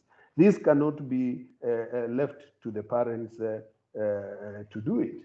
So that is where our biggest dilemma is. We further look at employment of teachers. There has been suggestions that because of the COVID challenge, let the teachers work in their own homes where they are at the moment. it should be understood that when you map out teachers and their homes, this may not be very practical. Certain regions in this country will end up being understaffed greatly because the regions themselves do not have enough teachers. And we can pinpoint them. There is Northeastern, there is the Coast region, and many others. Other regions have enough teachers to an extent that they will fill their schools and have excess. How are we going to handle this? Yes, it's a noble idea to say let the teachers be in their homes, but when we look at the greater good of this nation, then we will be encouraging discrimination with other areas not having the teachers that they require. Issue of also students. Our education is such that it is not regional based. We are running a national curriculum, and therefore the students can move and attend schools in any part of this country. And that's why I agree with Madam Mudeu that once we open, it means that the transportation system must be open for students to move. Now, yes, proposals have been there that let students be in the nearest school. And the student joins school A for purpose of mitigating the COVID-19. When the Ministry of Health says this is now down and people can move, how will we tell a student who now feels that I was in school A comfortable, and maybe that was their dream school that is in their home area, and because they couldn't get a chance, they were sent to a school outside, and these students decide it's not moving. So as we give very, very proposals, I would want to always look at their practicability, that will they function? Issues of where we are really concerned is the 15 million learners that are out today. A lot of teaching is being done through Zoom and other areas, but there is need for a policy on how this is managed. I'm saying this because a few days ago, was it last month, where we saw various people coming in to do their teaching, even using their Facebook page. And the information at times that is passed may be contradicting what is known. So it is important that as we open up learning to be online, which is very encouraging, it means we must have a policy that those offering this teaching and learning are actually people trained to do so, and that the sites are sites that are purely academic. And even the government should go further and ensure that the components that we use are gadgets that are tailored for academic purposes. At the moment, students are able to engage using the mobile phones, laptops, but they are not tailored. So what other sites are our children getting to? What information are they gathering? Already we have the challenge which you have mentioned about teenage pregnancy. And this one you see is focusing on the girl child. We can see they are expectant. But what kind of damage is also being caused on the boy child? And some of these things we are going to see them when the students come back to school. So there must be policies on this online teaching and online learning. I also want to mention that when the schools closed, everybody found himself unprepared. The parents were not given enough guidance on how to be able to contain the students. This was left to individual parents to manage. And with the time, the stress has come in, and that's why the children are now free. It is important for us to realize that the CBC curriculum is bringing in ideas of parental empowerment and parental involvement. And that's where all of us have to support it so that parents too have a role to play. Many times, the role of management of children, protection of children has been left to the teacher. And since the teachers are with the students for a much longer time, we are able to control certain challenges that today are coming out. Issues of pregnancies, issues of drugs, the research did not touch on that, but I'm sure when we look at it, there will be more in that area. Madam Winnie, as I connected in, I did listen to her, and she was talking about the 2.6 million learners out there following the update curriculum, the alternative provision of basic education and training. I would like to clarify that this update is an accelerated that targets students or the youth who are over age and out of school. You are aware in this country, transition is age-based. So there are those who are overgrown and they are not able to get to formal school, so they go through this alternative provision of basic education. It targets children in a refugee camp, children in formal settlement, where the primary school program, instead of 8 years, they can do it for 7 years or 6. The secondary school, instead of taking a 4-year program, they can do it for 3 years. And there is a KICD curriculum for that. But what is important to know is they are under the basic education. Now, when all basic education institutions are closed, they also stand closed. So the moment the schools will be opened, I would want to say the 2.6 million learners, their update centers will equally be opened and they will continue learning. So it will not be that they have been left out. But what is key is what programs are we putting in place to ensure that I heard people talk about mass testing. The challenge with the mass testing, which we've been asking ourselves, will the government have the capacity? If we look at the candidature alone in this country this year, we have about 900 KCSE candidates, 900,000. And we have about 1.4 million KCPE candidates this year.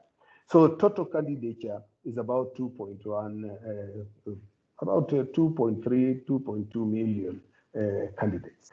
Now, the question is, if in the last 3 months as a nation, we've been able to test about 200,000, I think we are almost reaching that figure, and this has taken 3 months, how long will it take if we say we want to open the candidates alone? And these are 2-point-something million. How long will it take the government to test them and the equivalent number of teachers and non-teaching staff in order for these schools to open?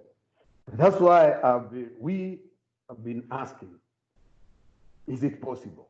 And if it is not possible, what are these measures that we must put in place? I would want to mention that the committee looking at this has come up with clear procedures, which I would not want to touch because it is not yet made public. But I want to assure that there are procedures that will have to be followed or schools open when the schools are in session continuously. Because what is important is we should not only think of mitigating COVID-19. This gives us an opportunity to look at any other future disruptions in the education system that will come out. What kind of practices must we put in place so that COVID may go? Then we have another disruption, another shock to the education system. Whatever we do today must be able to inform us on how to act whenever any other time we have it. Now, what do we need to do right away? One, we must have proper information and communication sent to the general public, both the school-going children, parents, and teachers, to understand clearly what will be the expectations once the school opens, so that we start preparing people psychologically. At the moment, what is there is a lot of fear. Fear that even when you are touching anything, you imagine there is, you've already contracted the disease. This is something that we need to start removing from our systems, the fear, but instead emphasize on protection. So clear information, good communication, and support to the parents to start supporting the children at home, that will be key. Number two, provide or supply the schools with the items of disinfection before the schools open. And that's why, as Kenya Secondary School Heads Association, we did say, government, please stop forthwith using schools as quarantine centers. There are other institutions that can be used, other institutions that house grown-ups. But these institutions that are housing children from PP1 to 18 years at Form 4 level, leave them out because of the challenges that we may face when it comes to children taking care of themselves. Mr. Number Ndimuli, three, under pressure. Mr. as I Ndimuli? finish. Yes, please Yes. finish. We're under pressure, time pressure. Please finish. Thank you. The issues of face masks has already been mentioned. We need to ensure that each students, teachers, and non-teaching staff are provided by the same. But I want to conclude by saying that this is a time we must start reimagining again as a nation the teaching and learning process. That's principle number one. Number two, we must start reimagining how we will adjust to any new calendar that will come in, because it will not be business as usual. Number three, we must start reimagining type of assessment we are going to engage in. Thank you very much for giving me this opportunity. I wish I had a longer time, but next time we'll be available. Thank you. Okay, thank you very much, Mr. Ndimuli. Thanks for laying it out well. I can see some responses on the chat box. Someone says, yes, some of your presentations are very realistic, but they're glad to hear what it is. You've talked about the fact that I agree. There's a view that we can actually use this opportunity to stretch digital learning. And you're bringing out the fact that, look, the nature of the education system and the infrastructure that we've established has actually exposed us to greater risk, because if the distribution of teachers is insufficient, or rather is skewed towards some areas, then obviously the degree to which you can actually use teachers to teach from home is completely limited by virtue of the fact that some places have more teachers than others. So it brings us to the question about how the teaching service is managed in Kenya. The second one is the availability of infrastructure. We must not look like sanitizers will be an alternative to washing facilities. I think all of them are required. Public schools have a significant challenge, and Winnie gave the example of a school within 5 kilometers of Kisumu City, the central business district in Kisumu, and it has 5 washing places for kids, 6 washing places for kids, 3,000 enrollment. So you can just look at it. It would take 3 hours for all the kids to wash their hands using 20 seconds each, obviously. So definitely, I think it brings us back to whether we have COVID or not. I think the state of sanitation in schools in Kenya is pathetic, and that's especially in the public side. And we need to be taking, those are conversations that must go regardless of how COVID goes about. You questioned this, the question about mass testing, and we understand the challenge as well, that the testing has been very slow. But the truth is, if you're going to have 16 million children interacting with about 300,000-400,000 teachers every day, that's the most potent form of, actually, that's a far more potent risk factor in terms of the vectors than it is in other places. So for instance, if you talk about places such as London, the main risk factors have been identified as the public transportation system, especially the metro. In Kenya, because of the number of kids who are just coming to school every day and meeting with teachers, that's a far more potent factor in our view. So some form of testing and the ability to isolate and actually to discover very early any risks and clusters of infection is necessary. So yes, government doesn't have it. Again, it's a suggestion of how health systems capacity is interacting with service delivery in schools to actually demonstrate that government has not built the right infrastructure for us to manage factors such as the risks such as we do.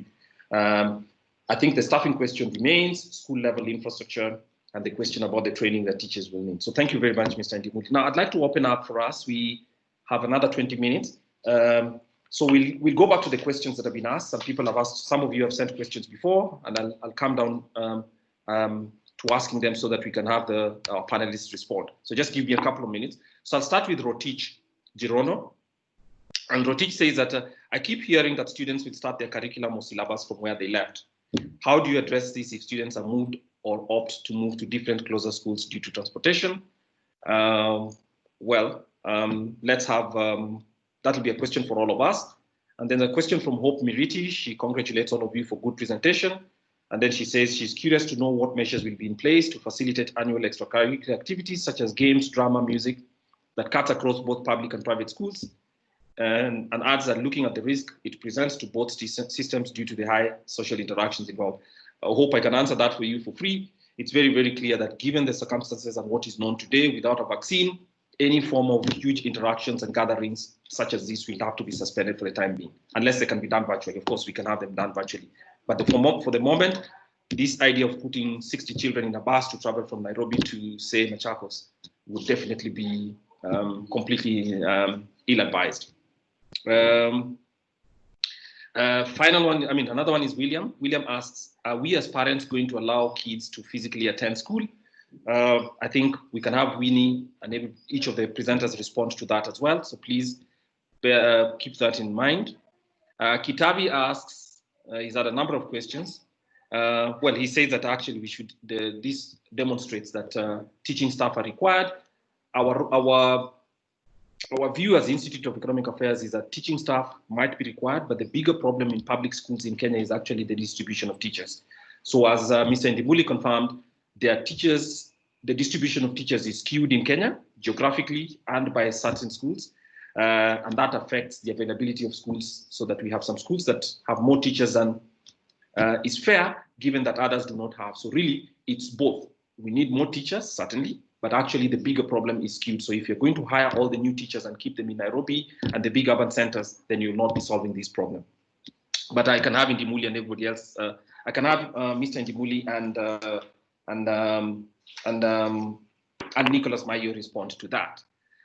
Joanne asks, have we established what effects masks have on children, considering how active they can get?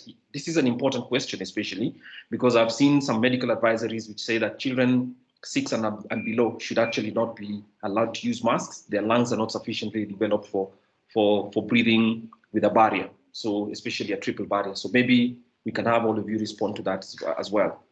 Kitabi makes a comment that I think is worth making, and I'm glad for that some issues ought to be addressed by parents at home. Let's not hype every challenge facing our children to our teachers. I agree, and I think Mr. Ndimuli, Nicholas Mayo spoke about it. I think Ndimuli spoke about it too. The responsibility of parents in home care, guarding their children and preventing children from meeting strangers and people who might harm them is the responsibility of parents. And so while schools perform this in residential schools, I don't think it's a strong enough reason for us to say that because parents can't protect children from predators, let's open schools by all means. That's a preposterous argument, and I agree with you, Kitabi. That's the point you're making. It cannot be emphasized enough. So let's go back to those questions, and I'll start by reversing the order of questions. The order, so each of you can pick any questions. You have just 3 minutes each so that we can have a final wrap up. So this time I'll start with Mudeu. Mudeu, take any of the questions that you'd like, 1 or 2, and then you can answer them before we come down to Jane. Okay, on the children and young children wearing masks, this is something the private sector has thought about, and already we've started an engagement with the Juakali Association to see whether we can get affordable face shields. Why face shields? We recognize that the younger the children are, even social distancing them will be a challenge. So we need a method that will keep them safe while as all other interventions will be done. This is the truth of the matter. We can argue it all how we want, but with smaller children, the smaller they are, amongst themselves, even at home, you have seen how difficult it is to keep them social distancing. So we are projecting that once we are back in school, while we will do our best to reduce the numbers, if this is what the government asks us to do in classes, then we also have to recognize the fact that they cannot handle a fully protective face mask for any length of time. Their levels of activity and metabolism are quite high. So we need something else that allows them to grow while keeping them safe. So we are looking at very affordable face shields for the younger children, and perhaps those with other conditions. You know, you never know what young people will come up with once we have them back in school. I think that's the one question I want to tackle. Thank you. Thank you very much. So we'll go to Jane. Jane Mwangi, please take any of the questions. Okay. Let me just speak on the facilitation of extracurricular activities in school and effects of masks on children. Kwame is quite right. At the moment, there are no gatherings, and we will have to wait for the Ministry of Health to declare inter-school activities safe. However, intra-school, within your school, there is a concerted effort from the committee Mr. Indibuli has spoken about to develop protocols around safe PE, non-contact activities, creative arts, and so on, but within a school, not school X and school Y meet to compete or meet to do this and that, just within a school. Effects of masks on children, again, we will all have our views, and we will leave it to the experts to give us the guideline for schools. And because this is a public health intervention, we will do then what is required of us. Thank you.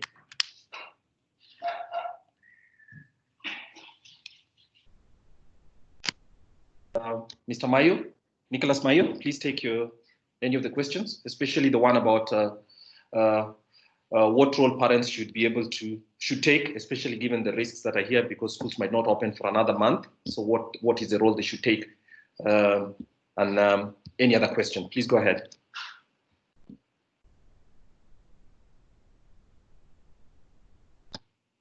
Mr. Mayo, are you there?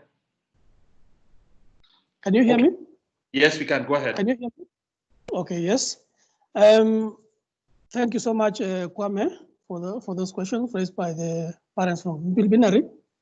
What I would say is, us as parents, it is actually our obligation, so responsibility to take care of our children, whether they are in school or home. It is our obligation. And we want, as Parent Association, to equip our parents and train them on the necessities that they should have, so that we can have an equal training for all our parents. I mentioned earlier that the challenge we have at the moment, this generation, is that our children have been privatized. Your child is your child, whether someone gets him or her in the wrong, that person will not have any obligation to correct that child, because of the fear that maybe the owner, the owner of the child will take some action against. So what I will tell our parents is that when our children are at home, let's embrace what our forefathers or foreparents had. Our children should belong to the community. Because we are not at home all the time. When you leave your compound and any adult comes around, you should see that child as his or hers. That is the spirit we want to entail to our parents, so that our children will know that they belong to the society. And number two is that there was a parent who asked about whether the children will go to school physically.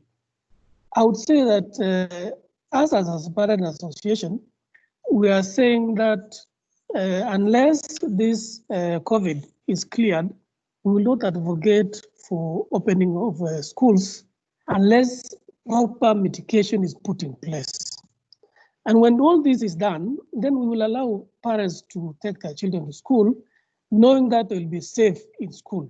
To be safe means we should have water, we should have our parents, caregivers trained on social distancing, and all these things, all these protocols that are required, so that our children will be safe in school. Thank you so much, Kwame. Thanks a lot. Thank you very, very much.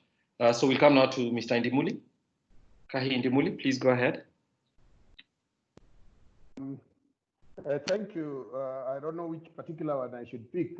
Number one, the issue of syllabus coverage, that we shall start from where we stopped. The idea is the students will be getting back to their schools, but as people have made proposals that students join their nearest school, this will have a challenge, and especially for children in a higher class where syllabus coverage has really been at various levels, that will have a challenge. And that's why even the online teaching by KICD and radio has not been very effective because you find the lessons being offered to some students, that lesson is still very far ahead. So they can't comprehend what is going on. To others, they have discovered that. So to them is revision, and sometimes they lose interest. So that will be a challenge that we may need to think harder in taking up that as a policy, if it will come, on how the syllabus gap will be covered. Issues of co-curricular activities, I think, Mr. Kwame, you answered it very correctly.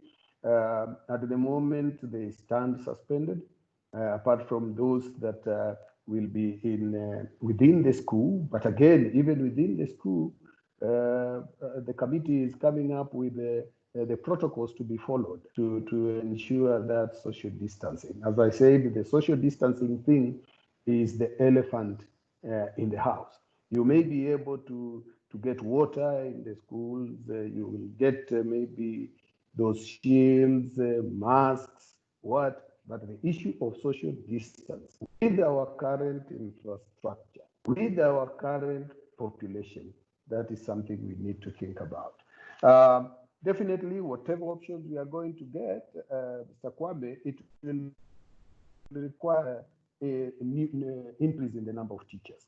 And as we have observed, balancing of these teachers is very important in order to know teachers will actually need a higher percentage of this. Because with the current teacher population of about 336,000 spreading across primary to secondary level, we may need double that number. But if we get double that number, it means that we must now map out very clearly areas that will require more teachers. In primary, it is based on classes. In secondary, it is based on curriculum-based establishment, which subjects are being offered in that school. So there will be need of very clear balancing. As well, that proposal of teaching your home may not be tenable at secondary school level because of the curriculum-based establishment. The issue of parents. At the moment, learning should continue at home. Not learning for purposes of passing the exam, learning on other life skills. Issues of protection. Children to protect themselves. Issues about body growth and changes, issues of sexuality. This is the time, as a parent, I should be talking to my. See that, of course, it may have some other questions when you look at the age group. Are they all in school going or what and what? But when you look at the study and it is giving you 4,000 children in Machakos. I happen to be the principal in Machakos County. When you look at that number, then you will start asking ourselves, where are the parents? If it has happened within children. So there is need for us as parents to up our game. I'm happy that chairman of Parents Association is saying they have a manual in which they will be training parents on parental involvement and empowering. That is good. But that training must start from the grassroots. This is key. And it should even be going on now as we prepare to reopen.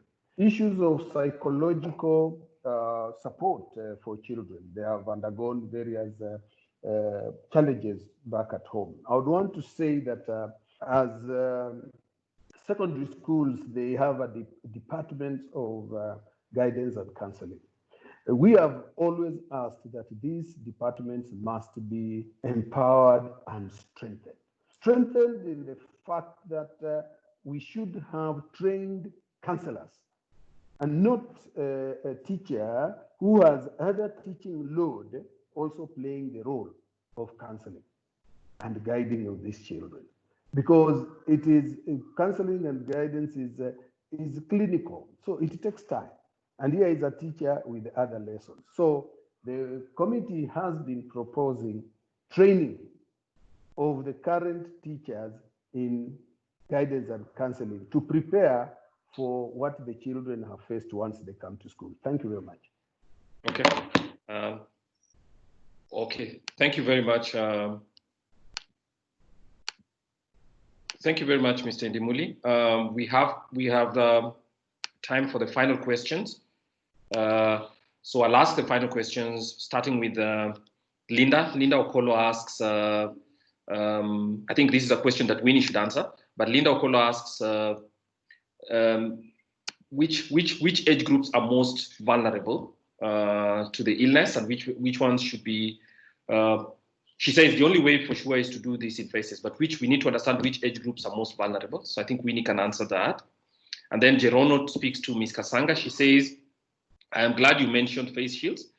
And she reports that we have a technology and a capacity to produce those and other PPEs, and asks you to contact her. I think you saw that in the box and provides that. So I'm glad that solutions are coming out too. And then Kitabi asks Jane Mwangi,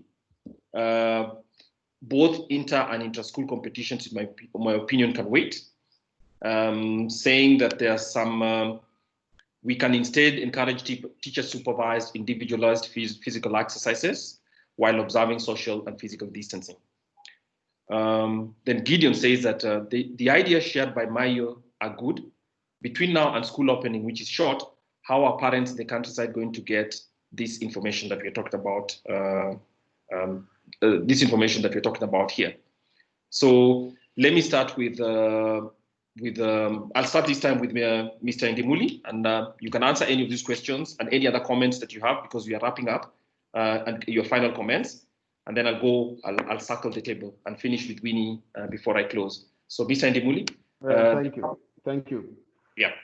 I'm not a health expert, but what we have been treated to believe is that the younger the children are, the less they are going to contract the disease. Basically, the best class to begin are the younger ones, if we are coming in phases. But because of the fear of parents and everybody else feeling that the younger ones are the ones going to suffer more if they come to school, then the idea becomes opposite, that we now start with the old ones. But the younger ones are more safe, according to information we've been treated through.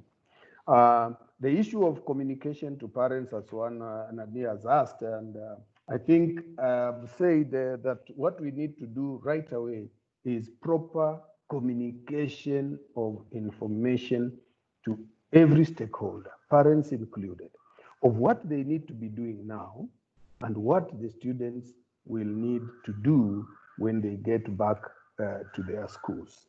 Let us ensure that the certain things that will be practiced in schools, the parents ensure the children are practicing them at home, because learning is a process. Thank you very much. Okay, thank you. I forgot a question here. I forgot a question by Duncan, which I think any of the panelists should think about. Duncan Otieno asks the question, is the alternative provision of basic education and training, as guided by the 2009 UPBET policy and guidelines of 2015, part of this solution to the risks posed by this pandemic? So any of you may answer that. And there's a final question here that maybe I should go down to, which is, what plans do you have in place for learning in the event that we have another COVID resurgence or phase 2 after the reopening? Again, that might be handled by everyone else. Let me go to Jane now. Jane? Thank you, Kwame. I will address the question that was the comment, I think, really from Mr. Mutavi that was addressed to me on inter and intra-school competitions. Yes, of course, they can wait, but we cannot, we have to appreciate the need and usefulness of non-academic activities within schools. And I am with Mr. Indimuli here that we have to get over this culture of fear and focus on how to carry out activities safely. So what can happen in a school safely must be encouraged because it is necessary and it serves a purpose. On the matter of resurgence of infection, it speaks to what I had said earlier, that our focus should not be so much on reopening of schools, but reopening learning, because we need to be able to continue learning with or without when schools are open physically and when they are not. And that should be where our greatest focus should be, because the truth of the matter, based on what we've seen from countries which have reopened, it has meant a reopening of their economies. To have schools continue means to reopen the economy, means to remove the cessation of movement, because like for us, people travel great distances to get to school. So it is to lift cessation of movement orders and so on and so forth. So without a doubt, we will have a spike. And what that means is that if that spike leads to the closure of a school or schools, it means we have to transition these students to another form of learning, and that should be part of our intervention. Because COVID is here, it is the reality we now live in.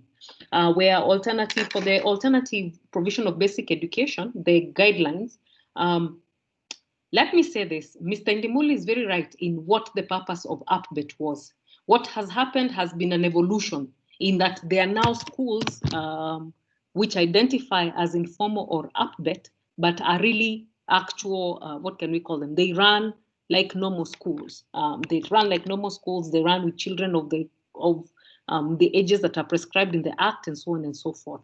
And so the purpose of having those guidelines in the beginning was to get those schools to a level where they can then be formalized and run as proper schools. So those guidelines address that. They do not address.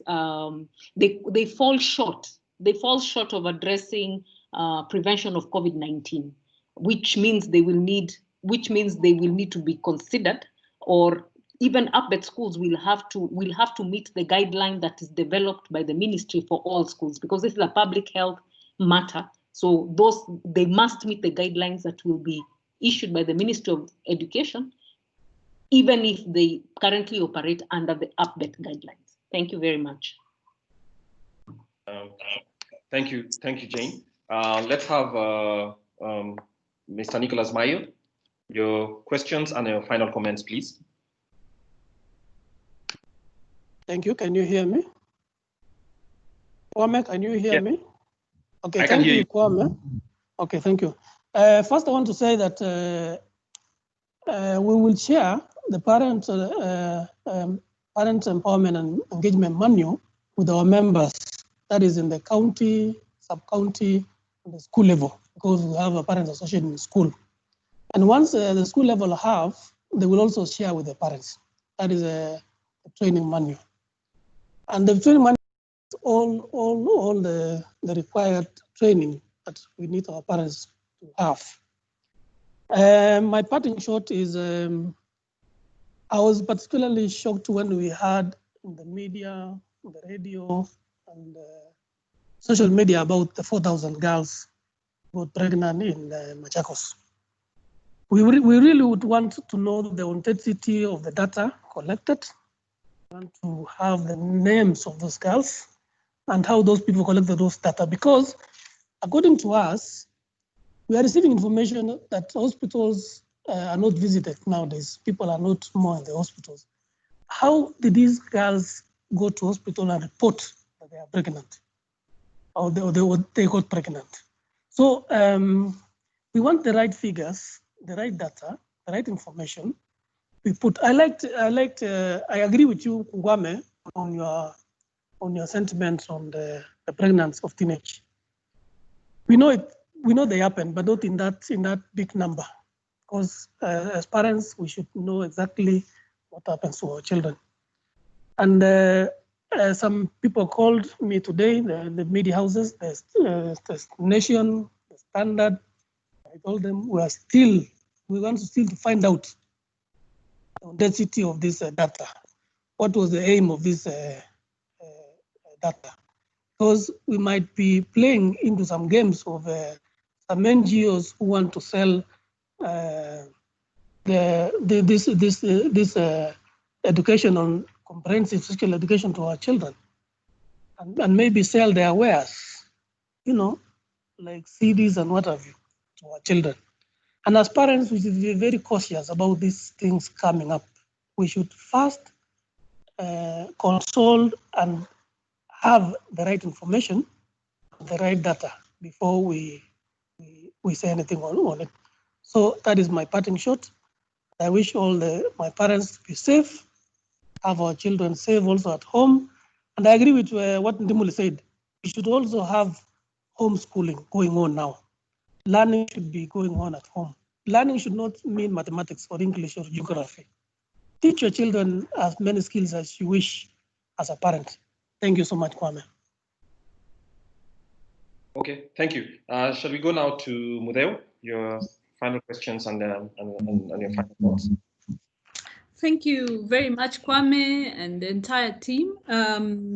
This discussion has been particularly enlightening. I always love to listen to Mr. Mayo because Mr. Mayo constitutes the people whose children we take care of, me and Mr. Indimuli. So, Mr. Mayo, the data is there. Don't be afraid of it. I know parents are feeling attacked, but Madam Jane has given you critical data. This data was from the National Health Management System, and it is countrywide. I will share with you the countrywide data. Machakos is not the worst. Nairobi has 11,000 children who are pregnant. Allow me to use the word children. So the picture is bad, as Jane has painted it. Don't be afraid. For us as teachers, we know these things happen. Mr. Indimuli can confirm this to you. But parents, even for the boy child, we are having problems with parents accepting the reality of the issues that we are facing as schools and the society when it comes to both the boys and the girls. So, Mr. Mayo, don't be afraid. We are here to support you. But back to our discussion point, I really want to reiterate what Jane and Indimuli are saying, that we are reopening the education system. The schools will do the best they can with what they have, and we will work to our best to ensure that the children are safe. We shall use the data that is available, and we will do what is humanly possible for us to ensure that kids are safe. We will want a lot of reassurances for our teachers across the board, and that is where our weak spot, that is our Achilles heel, that is where we are seeing our problems arising, not really with the children. With the children, we've got all bases covered. We are working very hard to ensure that we are catering for every type of student out there. It is our adults that we are very scared for. And I've just received a notice that the CS has also given guidelines for the reopening of universities. Again, so Winnie, this now comes to your first set of data because universities are now post-18 student, post-18. And the vast majority of the lecturers in universities are actually now over 50. So then now the big problems begin to arise and how we shall manage that reopening procedure. So perhaps as a parting shot is that the schools are as always, and this must be seen in the best possible light. There is no school out there that does not want to work for the best interests of the child. That is why we exist in the first place. We are possibly even sometimes better than parents in understanding children because we are trained. So have faith in the school system once we reopen that we will do all that is humanly possible to make sure that the children are safe. We will need a lot of support. And just as a cheeky aside, Mr. Indimuli and I are very frightened of face masks. Can you imagine a boarding school of 1,500 boys whose you can only see the eyes? How are we going to manage that? So for us, we are looking at all possible ways of trying to cope with these children with whatever is humanly possible. And that is why for us in the private sector, face shields might end up being the solution, because at least you can identify the face behind the mask. So thank you very much for inviting us. It is a pleasure to be here. Thank you so much, Kwame. Okay, thank you. Winnie, a couple of questions were sent your way, but you can also give us your parting thoughts before we close. Okay, so thank you, Kwame. So the question that was asked was as far on the age group for the children and how vulnerable they are to the virus, and we know that the vulnerability of our children to the virus is low. But however, we have to take serious protective measures to safeguard the children with the pre-existing conditions, because it is clear even from the numbers that we've been seeing Mutahi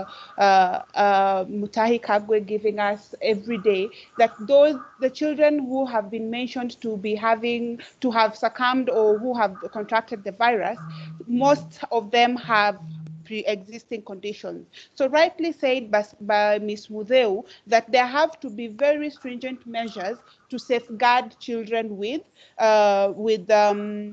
the underlying conditions. And this then again goes back to us as parents to ensure that even as our children go back to school, if we had not disclosed that our children could have some underlying conditions, now is the time to now be very comfortable speaking to the school management about your child's condition, so that more serious measures are taken as far as your child is concerned. And I'd like to thank Ms. Mudeu again for informing us about the reopening of the universities and the age clusters that are within the universities. And this is a conversation that is ongoing. So we will be glad to have continued engagement on COVID-19 and reopening of schools, because it's not a conversation that is ending today. It's a conversation we will have until we are comfortable having our children back in schools and having our teachers again interact with our children in the traditional setup that we are used to, that is the classroom. Having said that, I'd like to take this opportunity to say a very big thank you to our panelists for sparing time to engage us, and it has been a very insightful conversation, and we appreciate the insights that we have had from teachers and parents, just as we plan to have our children go back to school. So the conversation has been very insightful, and we have a lot of take-homes, and even us, as we formulate and possibly give further recommendations to the ministry, we have a lot of insights that we can put in place and your views that we will share with them. So thank you very much for your time, even for the participants. You have been a very great group, and the interactions have been awesome. Thank you so much, Kwame. Okay. Thanks, Winnie, and thanks everyone else. But I think I'll close with 4 points before I dismiss everybody else. I think the lesson I take is that, yes, we have to make a distinction between resumption of learning, which should happen as quickly as is possible, and reopening schools. Reopening schools should be a goal, but resumption of learning should actually be the more immediate one. So we might look at these through some kind of scenarios, deciding under what circumstances reopening should take place, and then a glide path towards that. So that's the first point.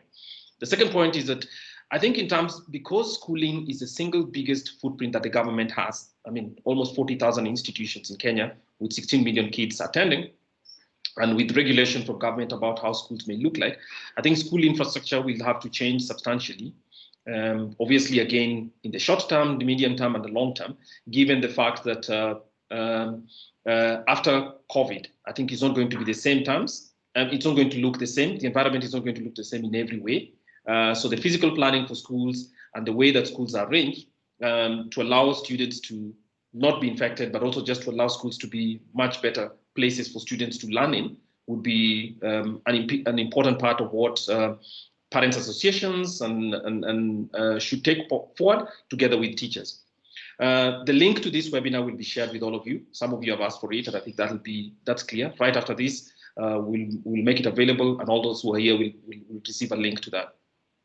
Another point is basically the question about right information. Yes, I think there's panic that came from data that I saw yesterday, and looking at it, it was clear that some of that data was manufactured. The numbers were very highly rounded. So if there's some data that's available from government, I think it's important for government to publish. But what I have to say is that as the Institute of Economic Affairs, our view about the fact that education is the largest public service that the Republic of Kenya provides to citizens, we cannot open schools based on fear, and we cannot open schools based on incorrect information. I think the policy analysis that must inform this is first, public health is significant. That's part of the reason it stopped. That's part of the reason the government switched off the economy or asked for some institutions to be closed. So we must have this information based on providing parents, providing children, and letting all of us know what are the risks that are, and those risks should, to the extent that is possible, be managed to ensure that schools, when they reopen, if they reopen, and when learning resumes in the way that it does, that as much precaution has been taken to ensure that everybody's covered.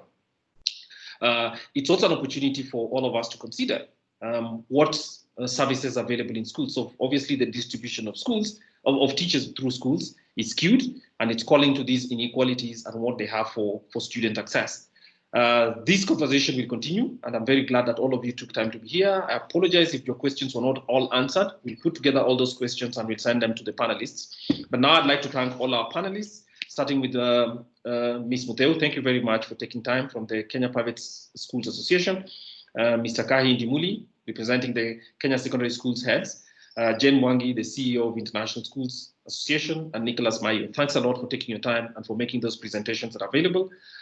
As you all have said, there's a common public interest, and the artificial division between private schools and the others is completely broken down.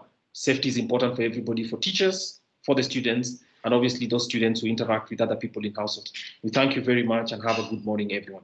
And thanks to my colleague Winnie and other colleagues who are responsible for putting together this, Justus and Michelle, who put together that poll. Thanks a lot, everyone, and have a good morning. Bye. Bye-bye.